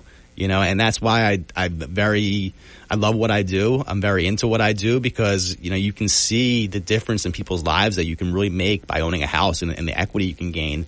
And, if for the last 10 years, I've had people tell me I'm going to wait for this, I'm going to wait for that. But if you would have bought 10 years ago, your house would probably gone up almost 3 times, let's say, That's true. So it's been a crazy run.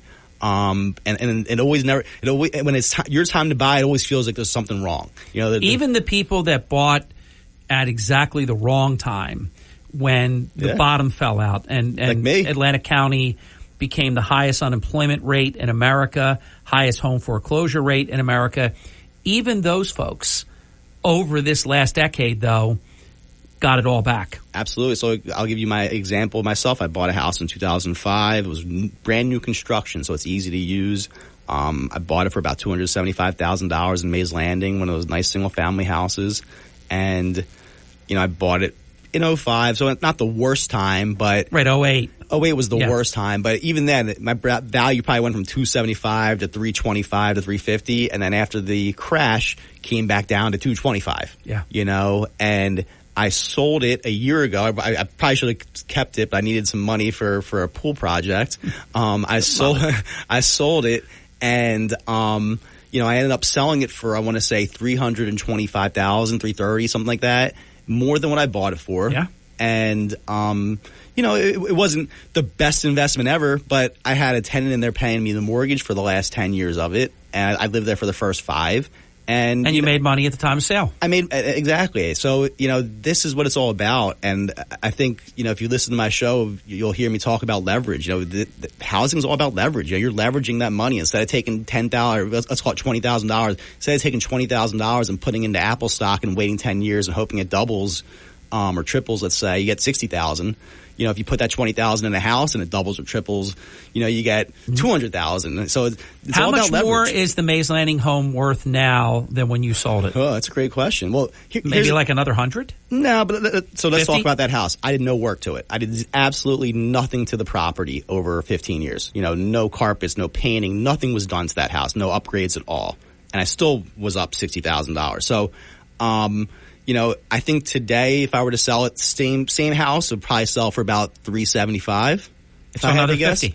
That would be my guess because the supply is still limited. But if it had work done to it, probably sells for $425,000. So if you went in there and did the paint and just did the flooring and made the put some new stuff in the kitchen to make it look prettier, you could definitely get your return on money. I just didn't feel like doing it at the time. So I'll say it was very impressive, and I was thinking about this. I have a feel for the number of mortgages you close every month because we visit, all the time together. Even in a market with high interest rates and the inventory being still a challenge, you guys are doing a solid amount of closings. I appreciate that, Harry. We've done a great job with our marketing. I have an amazing team. You know, my brother is awesome to work with, obviously, Juan, our loan officer. But my girls at the office are the backbone of it all. They make it happen truly. So it's just, I'm a lucky guy. and I have a lot of support in this area from you, from other people, and the realtors are great to work with. That's really what it comes down to. I have great support from them. They know when they call me, they're going to get real answers. They're not going to get BS. And I think that's really what it comes down to more than anything else, is that I'm going to be honest with them and give them the truth from day one. I had a story yesterday. I had told this guy he couldn't get a mortgage, and the realtor is one of my good friends. So he's like, I'm going to take him somewhere else, but I'm going to take him somewhere else. You're telling me he can't, but he wants to keep finding something. So he takes him somewhere else. Another mortgage guy says, okay, signs a contract. He's under contract. They were supposed to close 2 days ago. Hour before closing, the loan officer tells him, your mom needs to give you another $18,000 to close. All right. So, okay, they do it. Within 24 hours, mom gives him $18,000. And all of a sudden the loan officer says, sorry, we can't close. And, I think that's the difference, is that, and this is the guy somewhat. If you tell somebody what you need and you give them the false hope, that they go and meet, I don't know if that was something where they didn't feel they would be able to get it and then say, well, we tried, or, oh my God, you got it. Well, we still can't do it. Sounds terrible. The whole thing's bizarre, obviously. So that's not how we operate. Yeah. So terrible. I don't understand what happened on that front, but it's just, these are the stories you hear from other companies, and it's like, wow, we don't operate like that. Obviously, we make sure we're going to get to closing. We're up front. We're transparent from day one, and that's what all it's about. It's people want to deal with someone they know, like, and trust. Yeah, and that's what we try to give in our product. That's what builds longevity, because your reputation's everything. Especially, and we're dealing with people, and then people that get a mortgage with you, they tell people. Absolutely, I had a really great experience. Call Jim. 609-646-5555. That is invaluable. And this is when people are dealing with their biggest transaction of their life, Exactly. Whether they're buying a house. So it's a very important transaction, Until I bought my plane, that was the biggest transaction I had ever had, Jim. So it's very relatable what you just said. So you want to make sure you trust somebody, and the realtor, we'll talk about our next, I think we're commercials coming up sooner than later. You're good. We're at it. Our next topic I want to talk about is the commissions. If you talk about housing right now, that's the commissions is the biggest thing. So we'll talk about that at the next break, because that's a huge topic, and buyers or sellers, everybody's asking me questions about it. Good topic. We'll come right back with Jim right after this. It's 30 minutes past the hour on the Hurley in the Morning program, presenting Jim Malamut, all about mortgages here. And we have the second half. Jim is usually here on the second Wednesday, but that was the day, literally the day of his program, is when I tested positive for COVID-19. So we moved it to this week. It worked out perfect. We'll be right back. Don't go away. What I'm saying is John Walters will join us next. So we'll be forward mortgages and reverse mortgages back to back. This is the Town Square, New Jersey Info and Weather Network. With Jim Malamut, I am Harry Hurley, and I have 3 stories that you can follow right now on the WPG Talk Radio 95.5 app. I have published an open letter, and I've spoken with Governor Murphy about it, regarding the failure of the Atlantic City Board of Education to do their job. We'll see what that resolves, if anything. The Atlantic City Public Schools, we've also confirmed they're not following state law with respect to child abuse laws. That's a big problem. And a great new restaurant. John. Good morning. With your South Jersey weather forecast, I'm Joe Kelly. We could see a few little showers here and there this morning. Otherwise, the sun will start poking out through the clouds for the afternoon.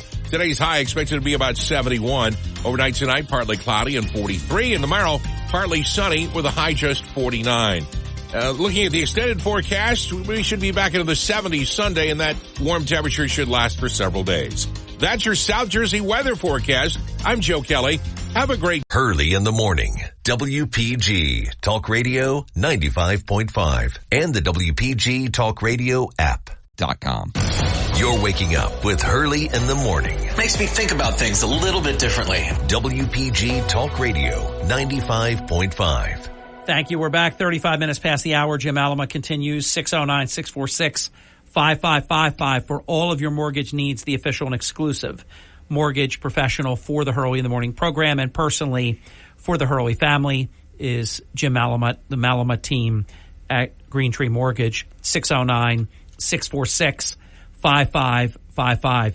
Jim, you've got a great topic because I think there's a lot of confusion out there about the real estate brokers and their commission.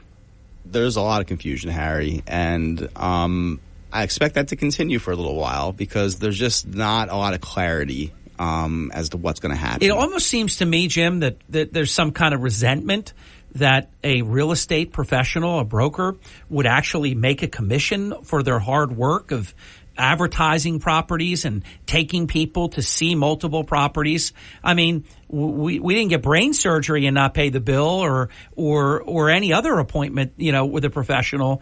I have not liked the way this is played. I don't love it, but I do understand it. So let's break it down a little bit. So, when you buy a house right now, the seller pays the commission and the seller dictates how much commission they're going to pay to the listing agent, and then that gets put into the MLS or the listing, and the buyer's agent and buyer just kind of have to eat it, right? So if the listing agent says we're paying the buyer's agent 2%, or we're paying them 1%, or we're paying them 3%, it's just kind of like, okay, they have to take that deal. And that wasn't really fair to the buyer, I guess, is what they felt like. The buyer had no choice over it. And, on especially higher priced sales, they, maybe we're paying these really high commissions as a result. So, they came out and said, okay, now the buyer dictates how much they're going to pay in commission and the seller can't dictate that. So, by the way, is it fair, all the mortgage origination fees, are they fair? I think they are. I do too. Yeah. But they're a lot. Sure. But that nobody gets to say that's unfair to anybody. There's a lot of regulation on mortgage fees. And I think, again, so in terms of the real estate, so they said, okay, now the buyer can dictate how much they pay in commission and the seller can't dictate it for them. So the buyer now can dictate, okay, am I going to pay my agent 1%, 2%, 3%, whatever the number is. But that needs to kind of be stated up front now. So what you're going to see is, typically in the past, you would call a real estate agent and they would just take you out to see a house. They would get a pre-approval letter. Okay, you got to go see the house. Now you're going to say, okay, I'm going to go see a house. You're going to say, okay, you're going to have to sign this real estate agreement with me, this exclusive agent agreement where you're my buyer now. You're agreeing for me to be your real estate agent. You're going to pay me this amount of commission at the end, because this is how it works now. And buyers at first are going to be apprehensive because they're like, I never had to do this in the past, but this is going to be the new normal. And so they're going to sign this commission up front. So again, let's just call it 3% because that's typically what you pay.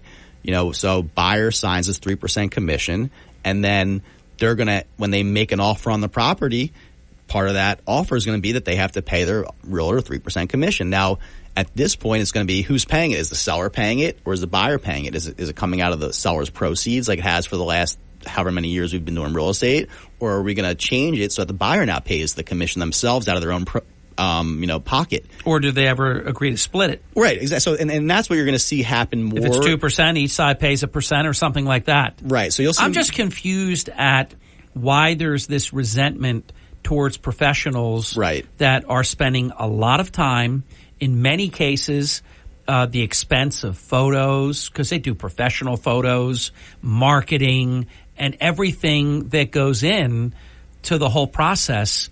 I think that it's always been fair that a professional deserves to be paid for their work. Absolutely, Harry. I never had a problem with it. I agree entirely. I'm not here to. No, I understand. It's just this is just so we're having the back and forth. Absolutely. So I do think it's unfair to realtors. I mean, they almost want to make it that they should work for free. That's what the hope is. I feel like is like the. But who's going to do that? Initially, it was like, you're going to get less commission paid now, but it's still the same competitive atmosphere. I mean, it's just now you're going to sign an agreement up front that says how much you're going to pay to your realtor, and in the past that was kind of dictated more by the seller when you signed when you found the property. Now it's going to be, I'm going to pay my realtor X, and that's going to be put into the contract, and now who's going to pay it? And I think, a lot of people are concerned that the buyers don't have the money to pay these commissions. I deal with first-time home buyers all the time, and they do not have the money to even get into the house without, help from the seller to pay their closing costs, so let alone a 3% commission on top of that. So I personally think you're not going to see a lot change in terms of the way contracts are structured. I think contracts will be structured similarly where the seller is going to pay the whole commission. Why do you think some ran out there, and I know it's an individual decision, company to company, but some ran out fast and said, hey, we're 1%. They're just trying to advertise. That's come to us because it's all marketing. It's going to be less. It's all marketing. That's all it is. So you get in the door and we're okay, here. But that's like you could be paying 3%, but call me, Joe Schmo, because you only pay Joe Schmo 1%. Right. And that 1%, if I'm a good realtor, I'm going to explain to you what 1% is going to get you. You're going to get these services, which is limited. You're not going to get me 24/7. I'm not going to show you 55 houses. You're going to see 3. There's going to be, and I think, again, this is my prediction, is that you're going to see these, this agreement, this buyer's agreement is going to spell out, okay, if you want 1%, these are the services you're going to get. In other words, it's like everything in life, you get what you pay for. You get what and if I was a good, real estate agent, this is the way I would structure it. Do you want the Neiman Marcus? Yep. Or do you want the Target? Exactly. So if you want Target, here's your 1%. Exactly. But if you want, need Neiman Marcus or something upscale, it's going to be 3% or whatever. And I think, again, if I was a buyer's agent, I would structure it where, hey, if I show you X amount of houses, after we see 10 houses, 20 houses, 30 houses, it goes up. This is my time. Jim, this has always been my life story, and I'm so happy that it is. I've never been cheap. I don't believe in cheap. I believe you get beat when you go cheap. Yep. I could go the route of a truck with no insurance and slap a roof over my other roof and see how that works out. Or I could call East Coast Roofing, Siding, and Windows, Sean Steitler, and get it done right like I did, and it's the last roof I'll ever need. Or I could go try to find my 1% discount club, or I could pay, Joe Daly and Kristen Hurley Baker and a team, whatever their, percentage is. But I know that I'm going to get incredible marketing. I'm going to get incredible service. So I think it's like anything in life. You go on the cheap. What's my friend Sean tell me all the time? Cheapest is not always the least expensive. Exactly. So I think that's going to just maintain, and I hope or think that you're going to see these agreements that'll spell out, what services you're going to get for 1%, what services you'll get for 2, and what you'll get for 3, and the biggest thing is time. With buyers agents, it's how much time am I showing you? How many houses am I showing you? How much of my personal time is going into this? So I would think they're structured. Hey, if we see if this takes us 3 months to find a house, then you're going to pay a higher percentage than if you took here's one what day. I believe. I believe that we have witnessed a solution to a problem that didn't exist. Yeah, and I absolutely. And they say there was around the world the commissions are lower for the way the realtors are paid because of, I guess, this structure. Which I mean, I don't know for a fact, but if you go to Maine, maybe a lobster's cheaper than it is in Atlantic City. I mean, that's not even that. I know that's goofy. I know, but that was like one of the talking compare us to the points. world. Right. I mean, that was one of the talking points when this came out, was that the United States real estate commissions are higher than the rest of the world. I mean, if you show me, if I pay 2 or 3%, and I'm going to get professional photos of my property, like dozens of them on the digital, marketing, and that this level of advertising and marketing is going to be done, and this is the level of concierge service that I'm going to receive from Joanne Daly and Kristen. I mean, I'm going for that every time. And I think so. There's so many realtors, so much competition out there that the strong will survive. And those that do a great job will continue doing a great job, and those who are smart will want that kind of service and want to make sure their house gets sold for the right price and gets listed, marketed the right way. And if you're buying a house, you want someone who's knowledgeable about the area and who knows what they're doing and not going to fumble up a contract offer and stuff like that. So because, as you know, it's very expensive what a broker does. There are a lot of expenses. Absolutely. So I do think there's going to be some small hiccups and people confused more than anything. But as things settle, you're not going to see much change in the way the contracts are structured. The sellers. Yeah, I don't like it. I'm on the record. I'm just going to say I don't like it. I don't like the way it was rolled out. It was rolled out in a very negative way. Well, that's the media, and that was just terrible. I mean, they made brokers bad actors. That were ripping people off. I know, and you know what I mean. That's unfortunately the way the media works. The media is very negative towards certain industries, certain businesses, people who make money, and that's just the way it's going to be. So it was like, okay, let's rip the realtors. They're going to get screwed. Let's rip them. Yeah. So the greedy people. Yep. Final break. We'll be right back. Don't go away. 46 minutes past the hour. Jim Alamut for all of your mortgage needs. 609-646-5555. In about 20 minutes, we'll be joined by John Walters. We will mystically go from forward world to reverse world just like that. I can do better than that. Better. We'll be right back. Don't go away. Hurley in the morning. They really do separate fact from fiction. WPG Talk Radio 95.5. You're listening to Hurley in the morning. Egg Harbor Township. I'm from Margate. Listen at home or in the office on your smart speaker. Just say, play WPG. Brigantine. Cape May. Galloway. Hurley in the morning on South Jersey's talk station. WPG Talk Radio 95.5. Thank you. 10 minutes before the top of the hour, Jim Malamut, 609-646-5555. Jim, did I say to you during the break that I want to bring up a sports topic, but I'm not going to tell you what it is until we come back on the air? Yes. Okay, because I wanted you to be the spontaneity of not knowing it, and plus I know your sports acumen is phenomenal, so it's not a trap question at all. As a former City League player and more than a quarter of a century as a registered official, I love basketball. What I didn't love was the other night when there was 28 seconds left in the Philadelphia 76ers at the New York Knicks, and the Sixers are up by 5 points with 28 seconds left in the game, and they lost the game by 3 points. Sure. What did you think of that? They should have called a timeout when they were under the basket and had a better, play to throw the ball in, obviously. But when you call timeouts, you can move the ball, too, depending on where you are on the court. And then Maxey got the ball, and he obviously lost it, but then he's on the ground, and he didn't call a timeout either, just kind of threw it away. It was all just chaos. And then Embiid did this crazy, he's trying to dribble again, and then he threw the ball off the backboard to catch it himself. It was just a disaster. Nurse was calling timeout, but the ref didn't see it. Right. It's just, if unfortunately, it's chaos. I will guarantee you, and I know things can happen quick in the NBA because you can foul and, you can really make 28 seconds elongate.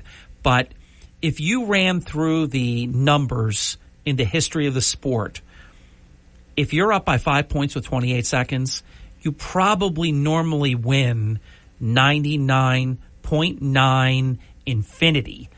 The fraction of one fraction of one fraction of one fraction of a percent that you can't say it's 100% because it can happen. I mean, Tom Brady, the comeback against Atlanta. Exactly. I mean, it happened. Reggie Miller did it versus the Knicks. But I got to tell you look at, when you are the road team, all you want to do is win one. They would have come back home. This series should be 1-1. The first game, Margie and I forgot that they were playing. All of a sudden I said, Margie, let's put the Sixers on. I said, it's got to be the third quarter because I know time. I know what time the game started, and I know how long the quarters are, and with timeouts and everything. So I knew it would, and it was the third quarter, and the Sixers were down by 14 points. But I said, let's stick with it. I said, it's the NBA. I said, it's not like 14 is insurmountable. And the next thing you know, I said, Marcy, we're like tremendous luck here. The Sixers were up 5. But then New York had a really good fourth quarter and skunked them in that game. So then I thought, well, that's okay. All they got to do is win the second game. And they had it, Jim. It was a tough one, and that one's going to hurt. After they lost, I texted my friends that was an all-time loss. It'll be played back for years, and it was tough. But unfortunately, it seems like Embiid's not 100%, and I don't think they're going to survive the playoffs without him being 100% regardless. So it's just, the Sixers are a sad story without, he's been such a great player, and he's one of the best that I've ever seen in this area, but he just can't stay healthy. And if he can't stay healthy, they can't really win big games versus teams like Boston or Denver. The reason they're in the series against the Knicks is because Embiid went down. If you look, when Embiid came back until the New York Knicks series, including the play-in game, they were undefeated. They had not lost. Yeah. Their record with him was second best in the NBA. Their record without him was terrible. And he's still amazing. He still drops 30 points and 10 plus rebounds. But not he's 100%. But he's playing his way back into shape. It just looks like he's not 100% there still. Like his knee is like he's trying to play through it, but he's just not 100% healthy. And that's going to be the problem. They're not going to win games versus these better teams. Like they might beat the Knicks and maybe somehow they win the series, but which I don't think is going to happen at this point. Last year, and I'm showing a difference of about the spread of a credit card between my thumb and first finger, showing Jim. They were that close to being NBA champion caliber last year. Yep. They're not there this year. They're not. But like I said, I got to tell you though, Embiid. If Embiid was 100%, right? If he was, Maxey, is a great player. He's great. If Embiid was dropping 36 points a game like he was at the beginning of the year, they were playing really great. They were playing championship caliber basketball even without Harden. And it's just they're just not that team without Embiid being at that level. Do you think there's more work that's going to have to be done on that left knee during the offseason? Probably. I'm not a doctor, but it just seems like just watching him play, he seems like he's favoring it still, and that he's not. He's like he runs down the court, he's the last guy down every time. And it's like he used to lead some fast breaks. That's true. And that's the problem. He could dribble and go. He's good. I mean, the whole length he's of the amazing. court. So it's just that's their problem right now is that they don't have 100% Embiid and they need him to He really was, I don't think there was any doubt. Before he got injured, he was the MVP of the league. Oh, yeah. He would have been back-to-back. Yep, absolutely. So it's a sad story with the Sixers. They're great. They really have a good team this year, and they're just not going to get there. So it says what it is. It's kind of like Atlantic City. It's a transition, right? Atlantic.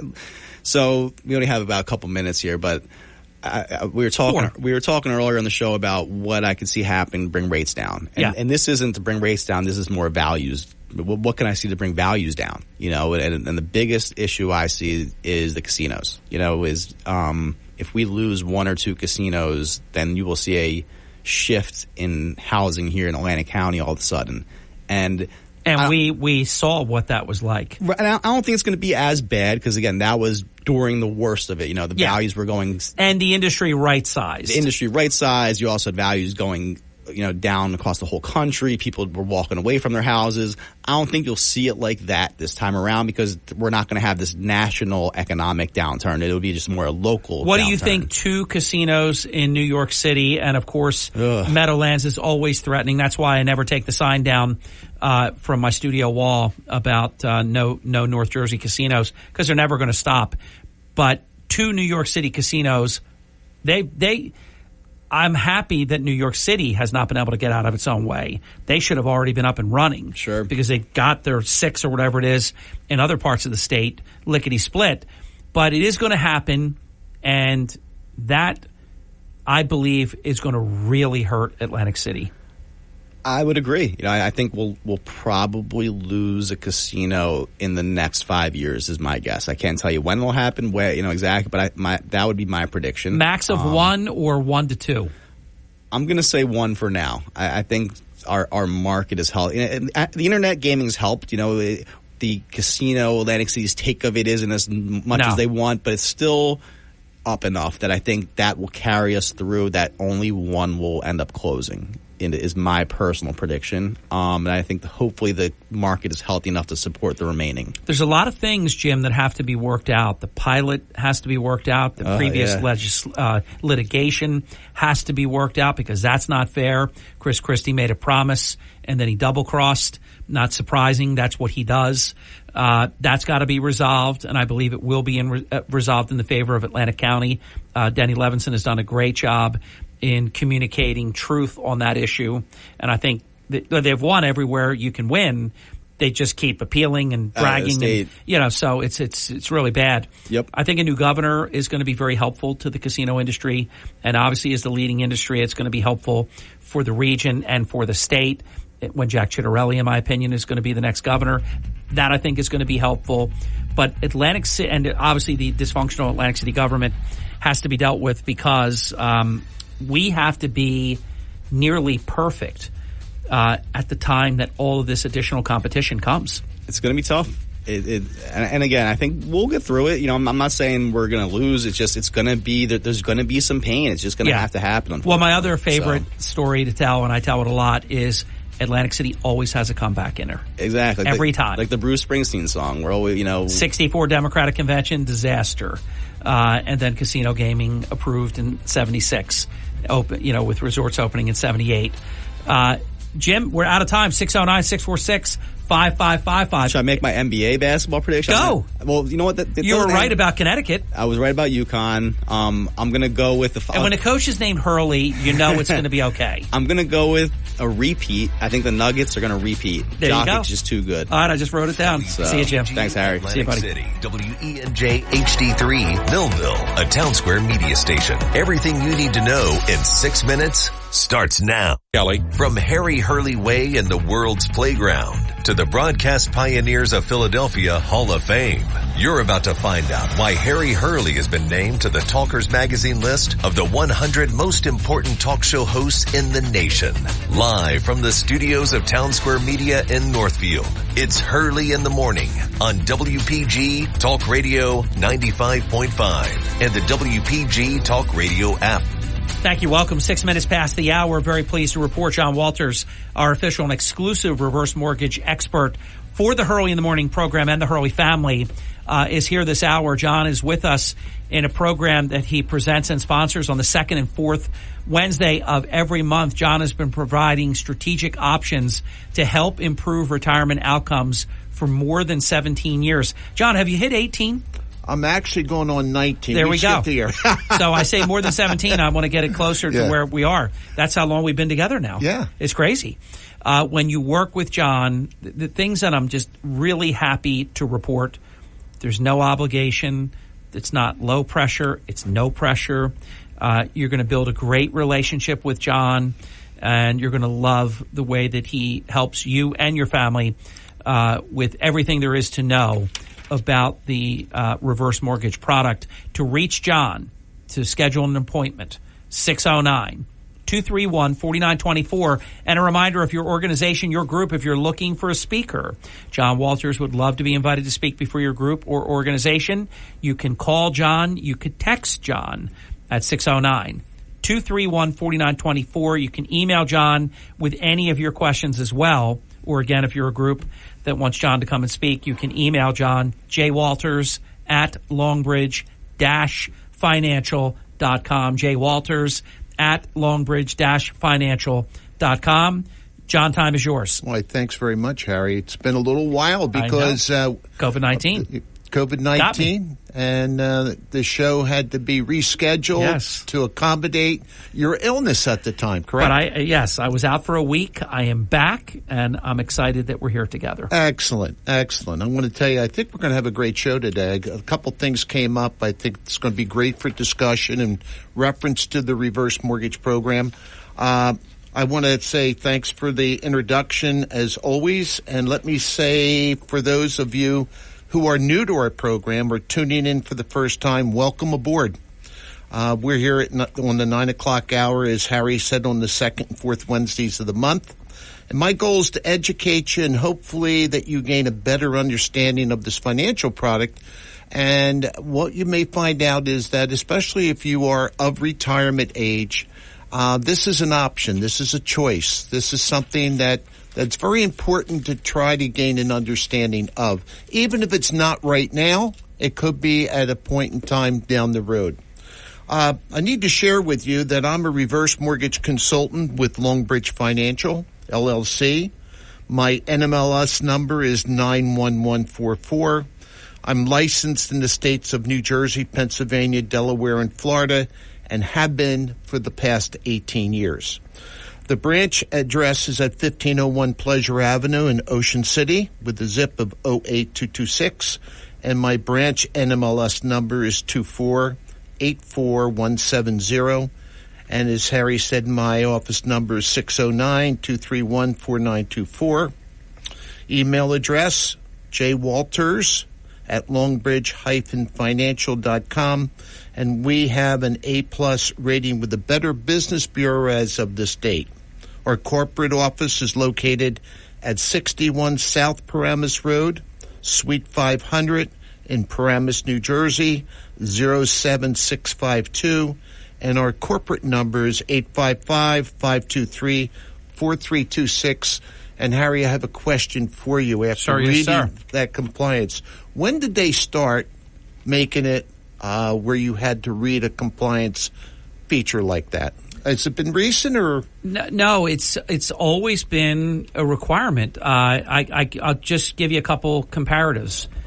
Chuck Malamut, long standing, not always, but long standing, years and years and years, we have to do a disclaimer. In your space, the disclaimer is basically required. And I'm good with it. I know you're good with it because you're totally upfront about everything. And this is always about communicating with people and being transparent. So you can never go wrong with that. Yeah. And one of the things I found out this week that was interesting, the importance of reading the compliance part of that is the aspect that going back to the meltdown in 2008, when there were issues, what happens is now people can come back and find out who the company is, where they're located, what but more important to that is what they call that NMLS number, which is the National Mortgage Licensing System, because they can identify and track all the way back. Because if you remember, for those people that were scrupulous, there were issues at that particular time. So I just wanted your expertise on that compliance component part there, Harry. Yeah, there you go. Good stuff, John. So for those of you that might be new or we've been talking about this reverse mortgage program, people still have a little bit of confusion about it. And what I wanted to do was actually I have a little piece that I'm going to share with you that I actually was in discussion with Robert Parker, my very good friend down there in Georgia. And I'll share that with you in a moment. But as far as the reverse mortgage is concerned, what we're talking about here is a product, a financial product that's designed for seniors. It's designed for people that actually that begin at the age of 55, but our major product is at 62. This product came in under President Reagan, and the idea behind it is to allow people to remain in their homes. They can purchase a home with the product, and at the same time, this just happens to be something that people can access that can be beneficial and helpful for them, depending on their situation, because what we find out as people age is that we don't know what to expect. I call it what to expect is the unexpected, and we're going to talk about that a little bit. And it can strike with no warning. It can strike with no warning, and that's going to be a piece of the puzzle today because, Harry, I always talk about the first half of our life and the second half. And I look at it like a football game. Acquisition, distribution. Correct. Accumulation, distribution. Yeah. That's exactly correct. So what we find out is when we're younger and we are moving up to the 50-yard line or, up to that retirement age, we don't have the same difficulties as people in the distribution phase of life. And the distribution phase of life, probably one of the biggest things that have occurred that's just unbelievable has to do with life expectancy. People are living a lot longer. Yeah. And we've talked about on previous shows, I've had borrowers that actually going past 40 years in retirement. It's a big reason why the Social Security model is at such risk, because it was developed under a completely different, if you want to call it economies of scale, where many people didn't even live to be 65. Correct. Let alone then you could start to collect at 65 was the maximum. Was, once you hit 65, it's now, 67? It's going to go even higher as time goes on for younger folks. But when you look at that, the difference between paying into Social Security for just say 40 or 50 years, you will get back everything you paid into it. Probably what, John, within 4 or 5 years? Yeah. And then if you live for 20 or 30 more years, right, that's now on somebody else's dime. Correct. And what we also have to realize that Social Security was not meant as a retirement. Well, I think it was meant as a retirement. It's now not stated. Now it's stated that it's a supplement. Okay. But I think, though, in the beginning, the idea of Social Security was that, you know, if you work and you pay into Social Security until you hit age 65, you should make enough that you can live for the rest of your life. But now it's not enough. That's correct. And that's when we talk about the three-legged stool. I call it the four-legged stool now. Because as we realize is that with life expectancy, with the cost of living, is that we need to be able to, if we want a lifestyle, is to be able, how do we add to that? That's what's really important. Now, here's something that's very interesting. I found out with Mr. Parker this week. We were talking about the difference between a forward mortgage and a reverse mortgage. And we're going to do that right after the break, John. Beautiful. Thank you. I like the way you brought that in. Thank you. Yeah, doing my job, my hosting job. John Walters continues our official and exclusive reverse mortgage expert. And later in the program, John will be taking your phone calls. Give us until after the halftime break. And then if you have a question regarding the reverse mortgage, feel free to call in. We love, I should say, John, I know, loves to take your phone call. I'd love to listen. 609-231-4924. That's to reach John. And again, if you want to talk to John about a reverse mortgage for you, 609-231-4924. If you're a group or organization looking for a speaker, and I know there are many great groups out there all the time, you're looking for a wonderful person to come to your group, John Walters will be very well received. He's very organized, and he's filled with important information and can answer the questions that you have. 609-231-4924. We'll be right back in just a few minutes. It's a very short break, 2 minutes and 50 seconds. We'll be right back with John. Starting your day the right way with Hurley in the morning. We need to just listen to the facts. WPG Talk Radio 95.5. Hurley in the morning. Harry Hurley is the only person on the radio who isn't afraid to speak the truth about what's really happening in Atlantic City. WPG Talk Radio 95.5. This is objective commentary. That man qualifies as a genius. John Walters, the question is on the floor. The time is yours. Thanks very much. Yes, sir. Well, I was talking about an easy way to explain the forward being different than the reverse mortgage, because they are. I mean, I worked in the forward traditional lending world. And what do I mean by that? I mean, I did refinances and purchase, worked for lenders, worked for a bank. And what we find out is that when you have a mortgage and you buy a house, you make a monthly payment. And with this monthly payment, what you're doing is you are paying off your home. Mm-hmm. So you are paying off your debt and you are increasing your equity, Harry. Okay? Yes. This is what we call the accumulation phase of life. All right? Now, with the reverse world, it's the complete opposite. And this is where people kind of don't understand or they're confused about it. With a reverse mortgage, what you're able to do is access a portion of the equity in your property while you live in it, and you don't have to make a monthly payment. So actually, the equity in your property makes your payment for your reverse mortgage. And isn't that really attractive when your clients and your prospective clients hear that? Yeah, because it's life-changing. Yes. And the reason you deal with people all the time, they could be in a very tight spot where, you know, our mutual friend Joe McDermott, who you and I have appeared on air with jointly together, used to say the more month than money. That is stressful to know you can't get out of the month, or you're juggling. All right, well, God, I don't want to mess my credit up, but I won't pay this. And I'll try to get that paid before it hits 30 days, and then I'll pay that, and then I'll do this, and then I'll do that.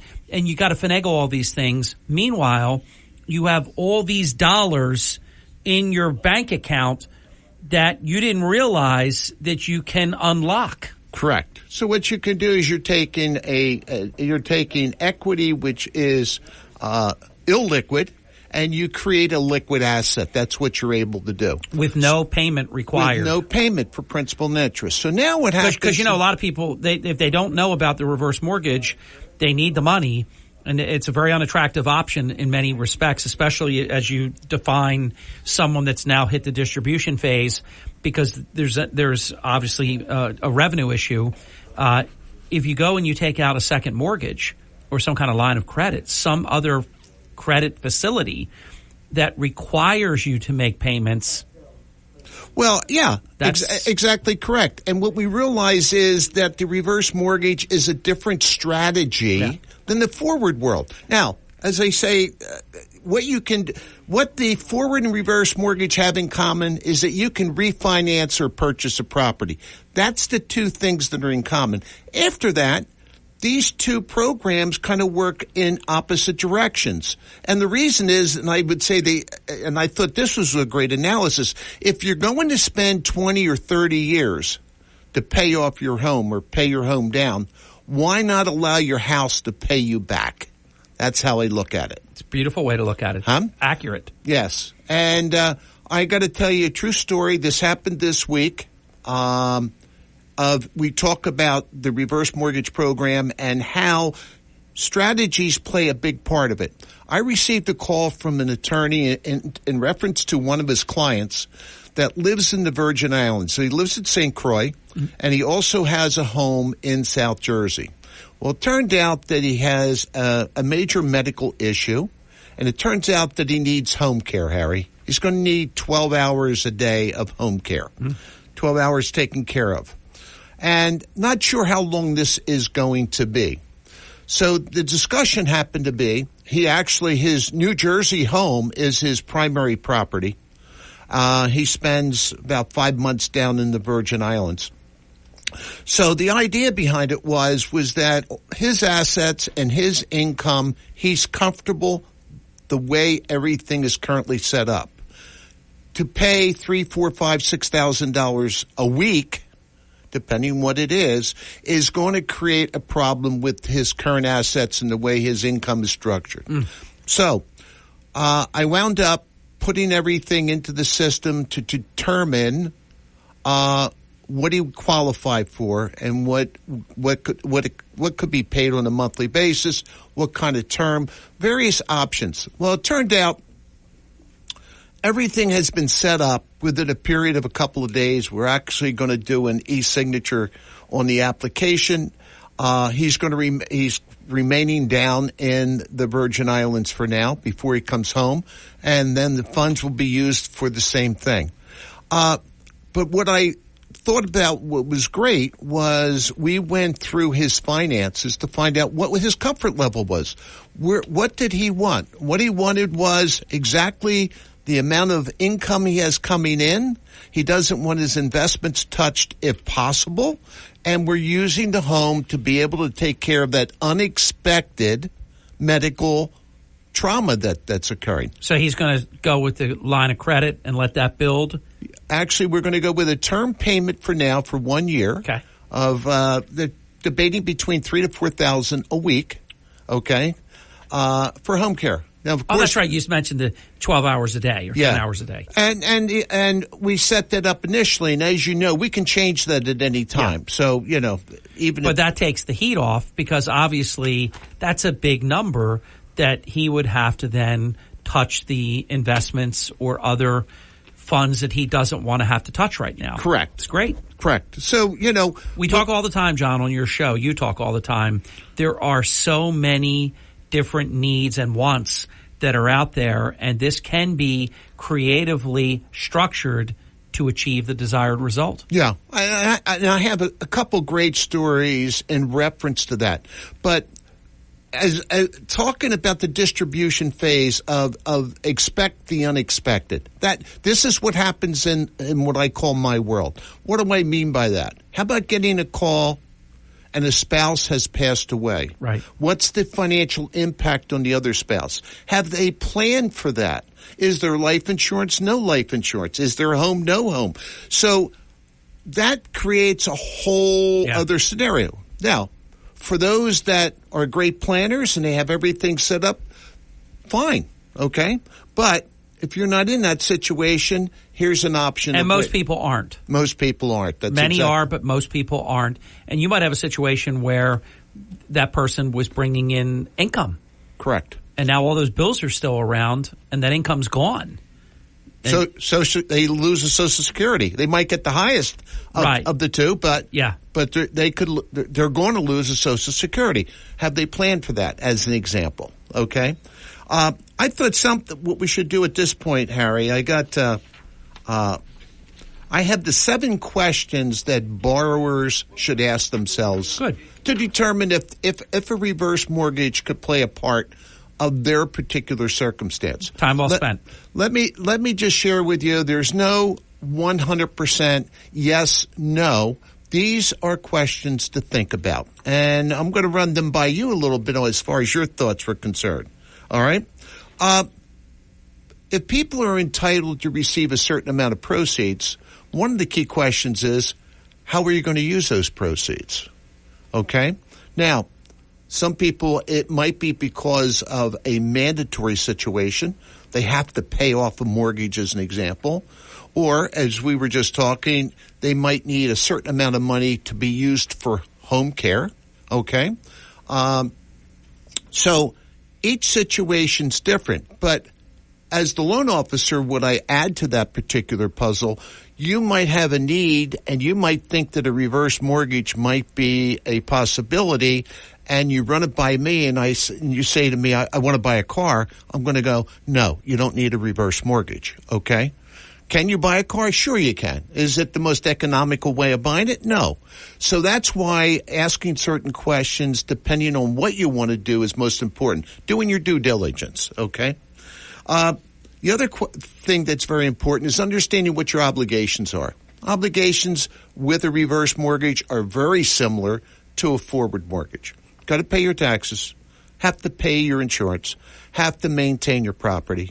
And there's something else, which is called a certificate of occupancy. Once a year, you get a postcard that says, I still live at this property. Why? Which means you live there at least 6 months and 1 day. Exactly.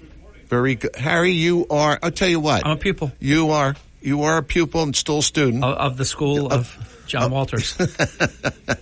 Let's take the halftime break. We're going to be right back. Don't go away. Much more important content. We're at 30 minutes past the hour. And if you have a question or a comment for John, you can, of course, call him privately. And I understand this is something that people might want to talk about in the privacy of your home, your living room, your kitchen. Or situation. Or you might want to pose a question live right on the air. And if you want to do that in the next half of the program, John will be taking your calls as well at 609-407-1450. So don't be shy if you have a question about the reverse mortgage. To reach John to schedule your appointment, 609-231-4924. We'll be right back. Don't go away. Mark Levin.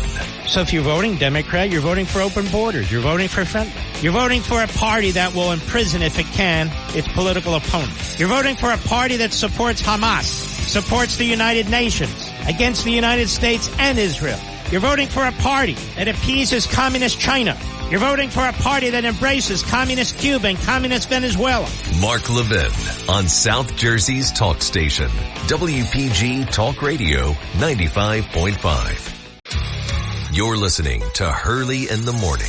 We live in a society where everybody is offended. WPG Talk Radio 95.5, South Jersey's talk station.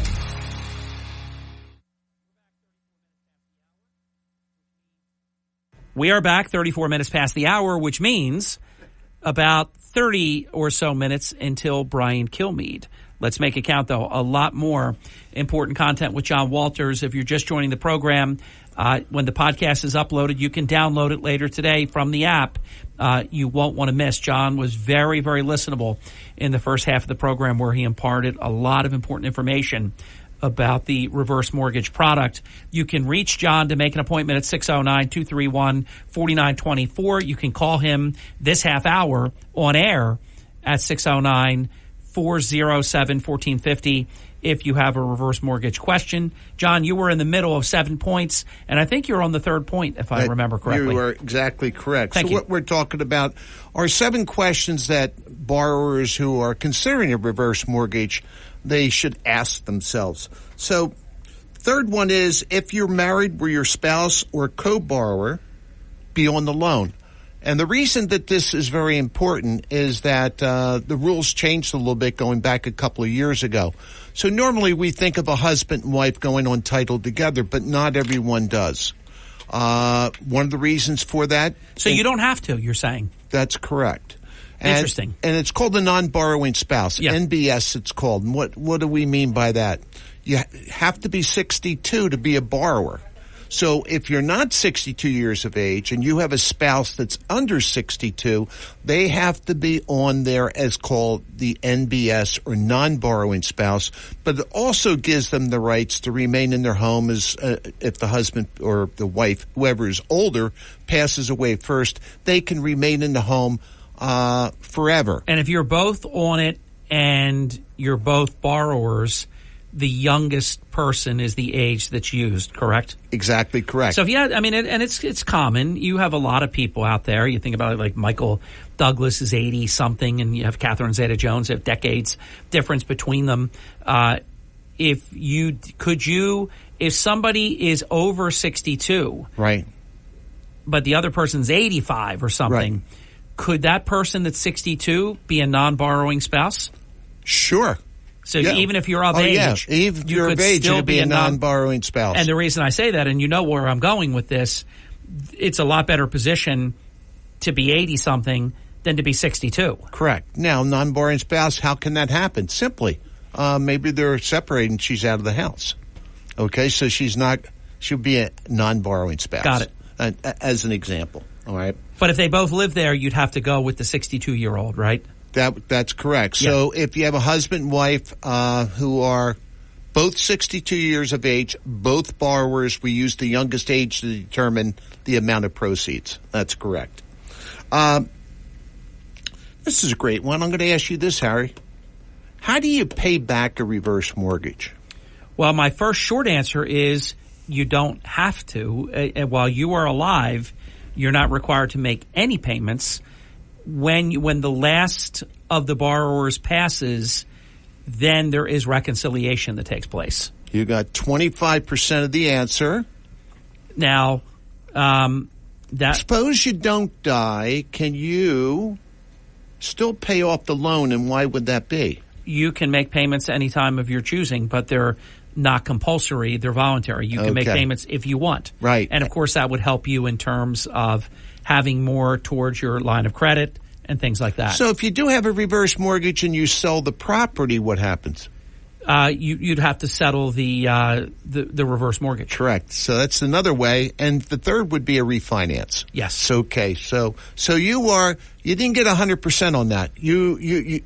Yeah, that's why I'm the pupil. Okay. I'm ever learning. Now, a lot of questions people will ask me about government benefits. Can I get a reverse mortgage if I'm on a government benefit? Okay. One of the things we have to understand that there is a difference between a benefit and an entitlement. Right, like Social Security is an entitlement. Correct. So there are certain entitlements. You can still get a reverse mortgage without any caveats to it. Now, if you're on a benefit program, let's be careful with this. Can you get a reverse mortgage? Yes, you can, but there are restrictions and things that you need to be aware of. That's where somebody, Harry, and not tooting my own horn, is important, is to be able to walk them through that roadmap of if they're on a benefit program. Now, I'll give you a very good example. Matter of fact, right here in Northfield, I had a borrower who Social Security were on energy assistance. They were on the SNAP program. Mm-hmm. They were limited as far as their monthly income was concerned, all right, to stay on the program. And knowing this, I made a recommendation to them. I said, what we're going to do is a volunteer LISA, which means that the lender's going to pay your taxes and your insurance. By doing that, the money goes from the lender straight to the tax office or to the insurance and does not show up as income. Now, reverse mortgage isn't income anyway, but we're talking about a benefit program here as far as qualifications are concerned. Exactly. So that's important to understand. So if the question is, can I be on a benefit program? Yes, but you got to be extremely careful of how the program is structured. Smart. Okay. The other question that's very important is how long do you plan to live in your home? Right. For example, if somebody was telling you a very short period of time, you would tell them not to do this at this time. Exactly right. But if you're staying, what's your comfort level in terms of, I mean, if somebody said to you, well, I'm going to be here for at least 10 years, what would be comfortable? Well, let me rephrase your question, and I think we'll get to it. Okay. I use the word long-term. So what's long-term to you or to an 80-year-old? Well, I mean, exactly. That's a big difference. Okay, so if we talk about number of years, is it going to be different for a 62-year-old versus an 80-year-old? Yeah, if you're 62, 5 years would not be long. If you're 85 years old, 5 years is a long time. Correct. So to answer that question, I would say the number that I've used in the past has been 5 years. I don't consider it in all situations. It depends on the situation. The reason for that, Harry, is that the costs of a reverse mortgage loan are built in the front end of the loan. In the forward world, the costs are built into the rate itself. Two different, how they're different. Let me bring a comparative in again, because it's interesting how the forward world and the reverse world, they don't intersect all the time or even often. But if I said to someone, how long are you going to be in your home before you decide to refi your mortgage? How long are you going to be in your home? Because if you're only going to be in your home for a year or two, it's not going to be worth it, because what you're going to pay, it's a loser to do it if you're going to leave within a couple years. But I think the math is usually 3 years, maybe it's 4, maybe it's 5, but somewhere in the 3 to 5 range, it makes sense. So it's very similar to what you just said. Exactly. And every situation's different. I've had people that only planned to be in their home for a less period of time, but what they wanted to do with the money was more important than paying extra dollars on the front end of the loan. That's perfect statement. You know? That's the calculus. So it's the cost versus the benefit that makes the difference. The need or the want. Exactly. Final break. We're going to be right back. It's 43 minutes past the hour. If you have a question for John on air, he'll be here live until 6 minutes past the top of the hour when we hand the station over to Brian Kilmeade.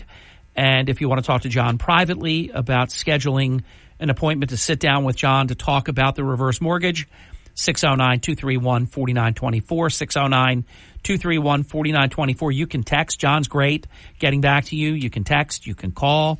609-231-4924. And again, on air, 609-407-1450, an open phone line. You're listening to Hurley in the Morning. Under President Biden, America has laid out a welcome mat to illegal immigrants, smugglers, and cartels. WPG Talk Radio 95.5. The border issues are out of control. South Jersey's talk station. WPGG Atlantic City. WENJ HD3 Millville. A Town Square media station.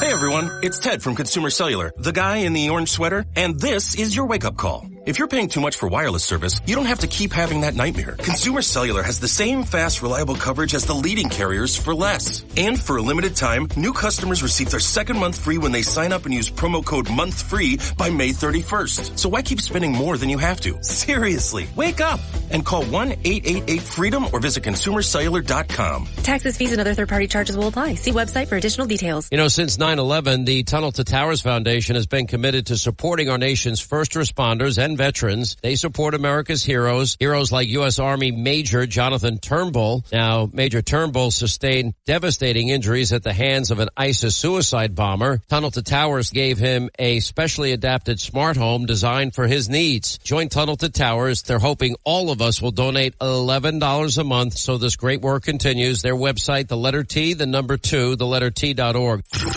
You're waking up with Hurley in the morning. I'm looking for trustworthy news. WPG Talk Radio, You found 95.5. 47 minutes past the hour. We continue. John Walters, all about reverse mortgages. Time is yours. Thanks, Harry. I wanted to share, and we have offered this before, but we have a 20-page discussion guide from the CFPB, or the Consumer Financial Protection Bureau, about reverse mortgages. This isn't from the lender. This is from the CFPB. And what's really important about this is that if they're offering a booklet and the government offers the program, it is something that we realize that it's a product that's very, very important. It's considered very valuable. And getting back to a couple of questions from this particular guide. And if anybody wants the guide, Harry, the only thing they have to do is contact you or me. And John's easy to get, 609-231-4924. You know how to find me. 609-231-4924. It's glossy. It's actually can be put in a 3-ring binder even, because it's got the 3 hole punches lined up. And it really is filled with very understandable language. And it's very helpful. Right. I just have to make one correction. I put the holes in, and I don't want them. I didn't want them to get the wrong That's information. Very impressive. But I did that to show you that how important it was to be able to put this on air. You keep it in your 3-ring binder. Correct. I keep it in my 3-ring binder. Teacher again. A couple key questions people want to know is what happens to my house when I sell my house. If I decide I have a reverse mortgage on the property, I'm going to sell my house, what happens? No different than a forward traditional loan. What happens is you go to closing, you pay off the reverse mortgage, and the equity, you retain the equity that's in the property. So there is no difference between the forward and the reverse mortgage that is in reference to that. What if the reverse mortgage balance is less than the home value? Again, if you have equity in the property, the equity always comes back to the property owners or the heirs or the estate, depending on what it is. Now, Harry, here's something that's extremely important and an important part of the program. The question is, what happens if I do a reverse mortgage? And let's say that I paid off a large forward mortgage. I used all the proceeds in the mortgage. And what happened was I lived another 10, 20 years. And it turns out that the loan balance is higher than what the home is worth. Any idea, any thoughts on that? Well, again, because I'm a pupil of my teacher, John Walters, I know the answer to that. You can never be upside down. You can never be responsible for more at the end. That's all covered. That's exactly correct. And it's part of what we call the non-recourse feature. Yeah, it's great. In the forward world, it's a full recourse that says you always have to repay back whatever the balance is. In the reverse world, it's not that way. Question is, why? And the reason is because this is during the distribution phase.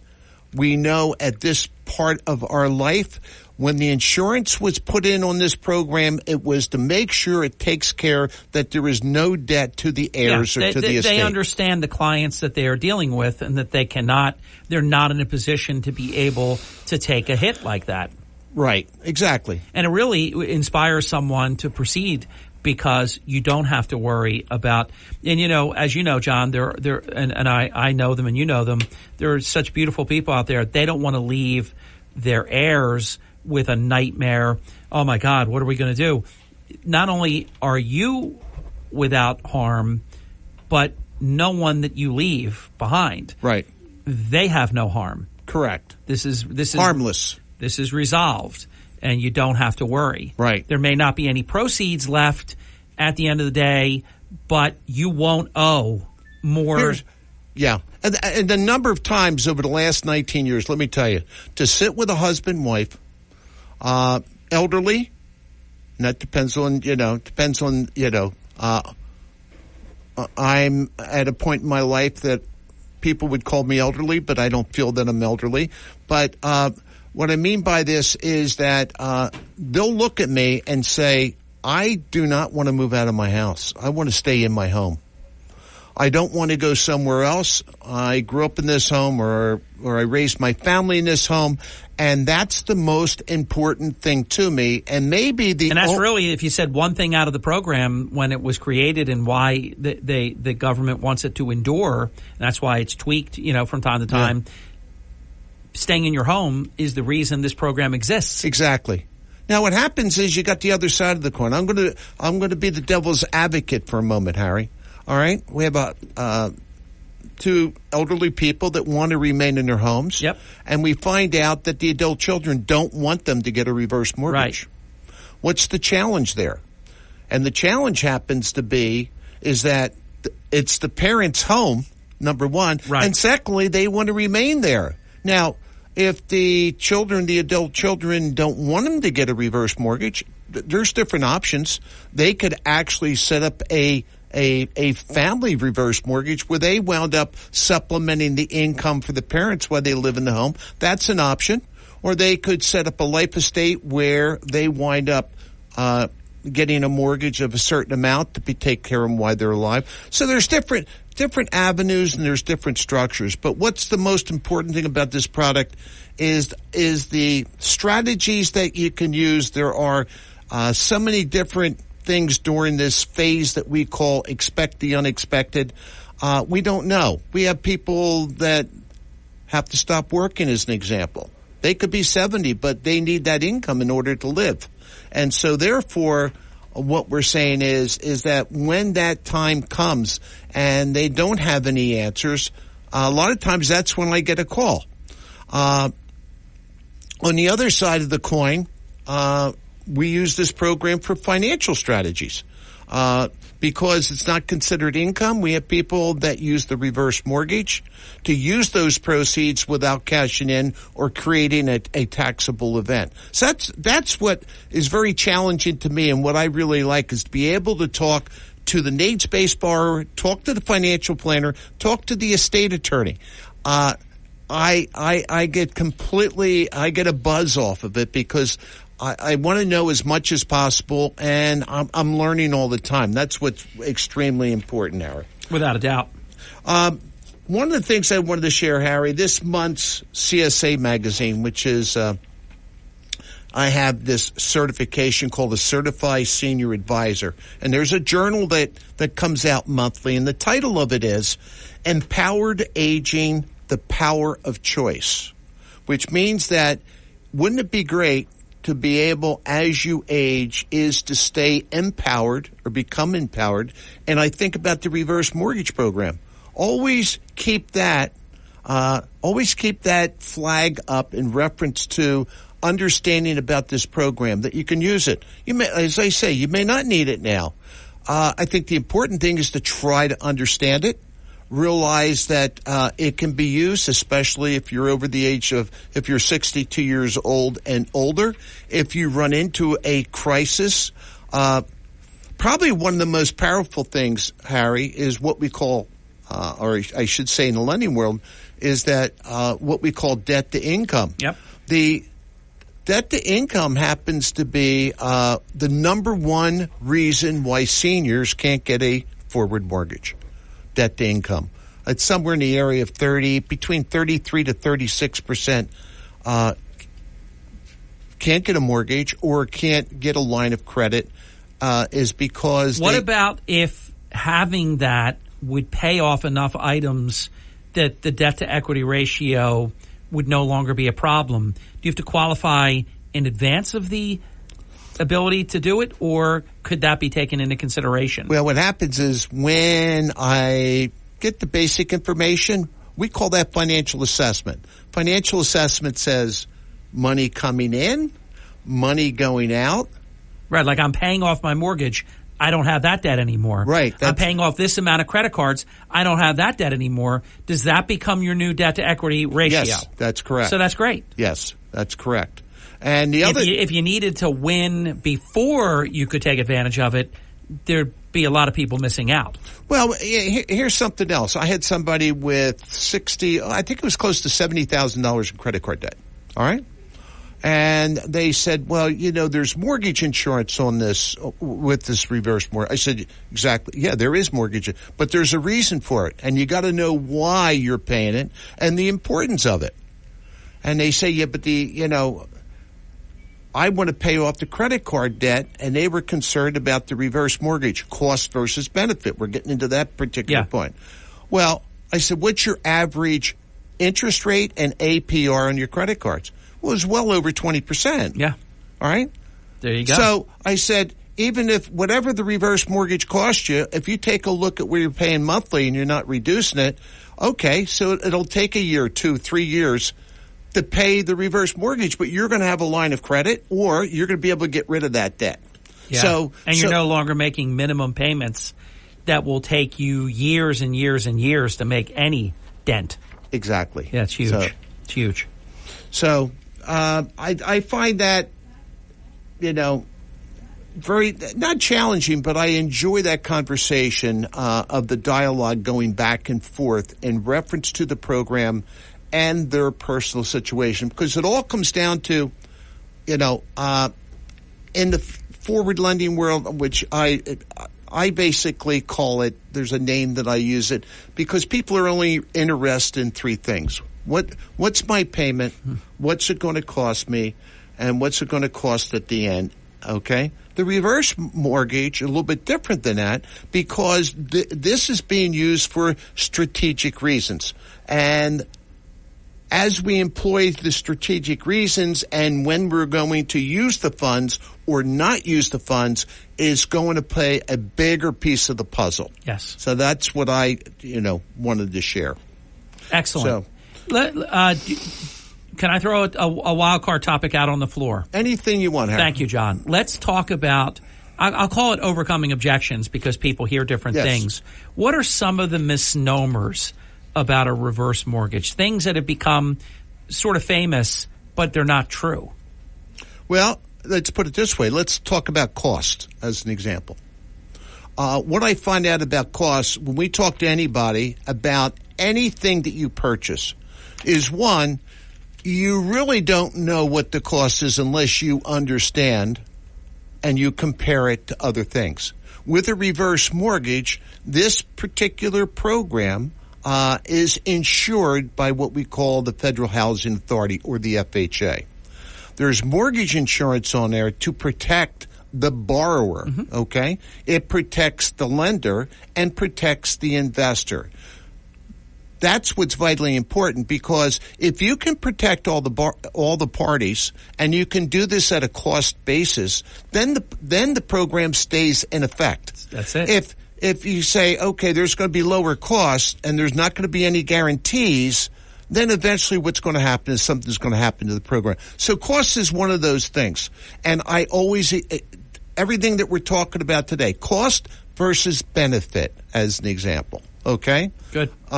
So that is one of the things that's mightily important. The second, and you talk about this all the time, they think that the bank is going to own the home. I know. Okay? This is nothing more than a loan. There's a lien. That one's my pet peeve, because nobody is concerned about if the bank owns your home with your forward mortgage. But for some reason, it became a real issue. It was always wrong, but you can't tell, millions of people they're wrong. They believe what they believe. But on the reverse mortgage world, that got to them like nothing you can imagine. And it's not true to begin with. But I always say, hey, with your forward mortgage, stop paying your mortgage and see who owns your home. Yeah. Well, and here's the third thing that's a big misunderstanding by a lot of people about foreclosure. People say, have called in, or we've talked about, I know somebody that lost their house due to a reverse mortgage. I said, untrue. Yeah, it's just not true. That can't physically be true. That physically can't be. If they lost it, something else happened, but it isn't that. No, because you're not making any payments. Right. Okay? And no payments required. Exactly. So, in reference to foreclosure, nobody can lose their house to a reverse mortgage as long as they take care of their obligations. Right. Have insurance, keep upkeep. Maintain the property, okay? You're not going to lose your home. So if you ever hear that a reverse mortgage causes foreclosure, that is not true. Yeah. And it doesn't matter. If you own your house free and clear, you can still go into foreclosure because of tax insurance. Yeah. You know? People have had houses paid off and lost their home to foreclosure for non-payment of taxes because they didn't just keep up with what was happening. One of the things I want to talk about next time, how much time we have? About 3 minutes. About 3 minutes. And I know you need a couple minutes at the end. Yeah, I need just a minute at the end. And we're going to bring this up on the show. I'm getting quite a bit of people that are in arrears on their property taxes. An example. They're potentially looking at going into foreclosure if they don't correct the situation. So we have a program called LISA. And they would have to take the LISA because they're late on their taxes. And it's called a life expectancy set-aside. So our program, if you are late on your taxes, as an example, Harry, we get them caught up with the proceeds from the reverse mortgage and then pay into the future. And it's a win-win program. And I want to share that with people. Maybe let's do it on the next show. We have a couple shows to do, so I got a couple different topics that we can work on. Yep, without a doubt. About 2-minute drill.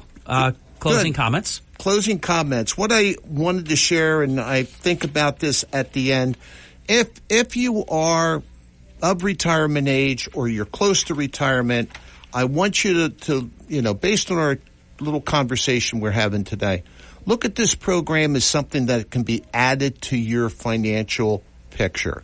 As I said, you may not need it now. It might be in the future. And we all have challenges and we all have wants. It could be a vacation. And Harry always loves the one where there was a grandfather left pay towards college for the grandson. Yep. Okay? So there are a lot of different things that we can do with this program. So give me a call. As I said, you can just text me. I can get back to you. And I'd be happy to discuss your situation or your wishes or just answer your questions. 609-231-4924. That's 609-231-4924. And again, if you're a group or organization that you're looking for a weekly, a monthly speaker that you call and have come to your events, call John. Text John. 609-231-4924. He would love to present to your group, and then your group would be enriched with all this incredible information from an expert on the reverse mortgage. John? Well, Harry, thank you very much, and I appreciate the comments, the introduction, and just being in your presence enlightens me. Because that number 25 right there on there, yes, that just came out, my friend. You're not 25 years. No, not 25 years. 25 ranking. 25 ranking. John's looking at the talkers markers that we have. Could you share wall. with the people what that means by the 25th ranking? They do know. We went from 29 last year to 25. That is the list of what is called the 100 most important talk radio hosts in America, Talkers Magazine, and your boy, our team, we're 25 now. How about that? Great show, John. I might have to get your signature. yeah. Harry, thank you. On the front of a check. And I want to thank everybody for listening. Thank you, John.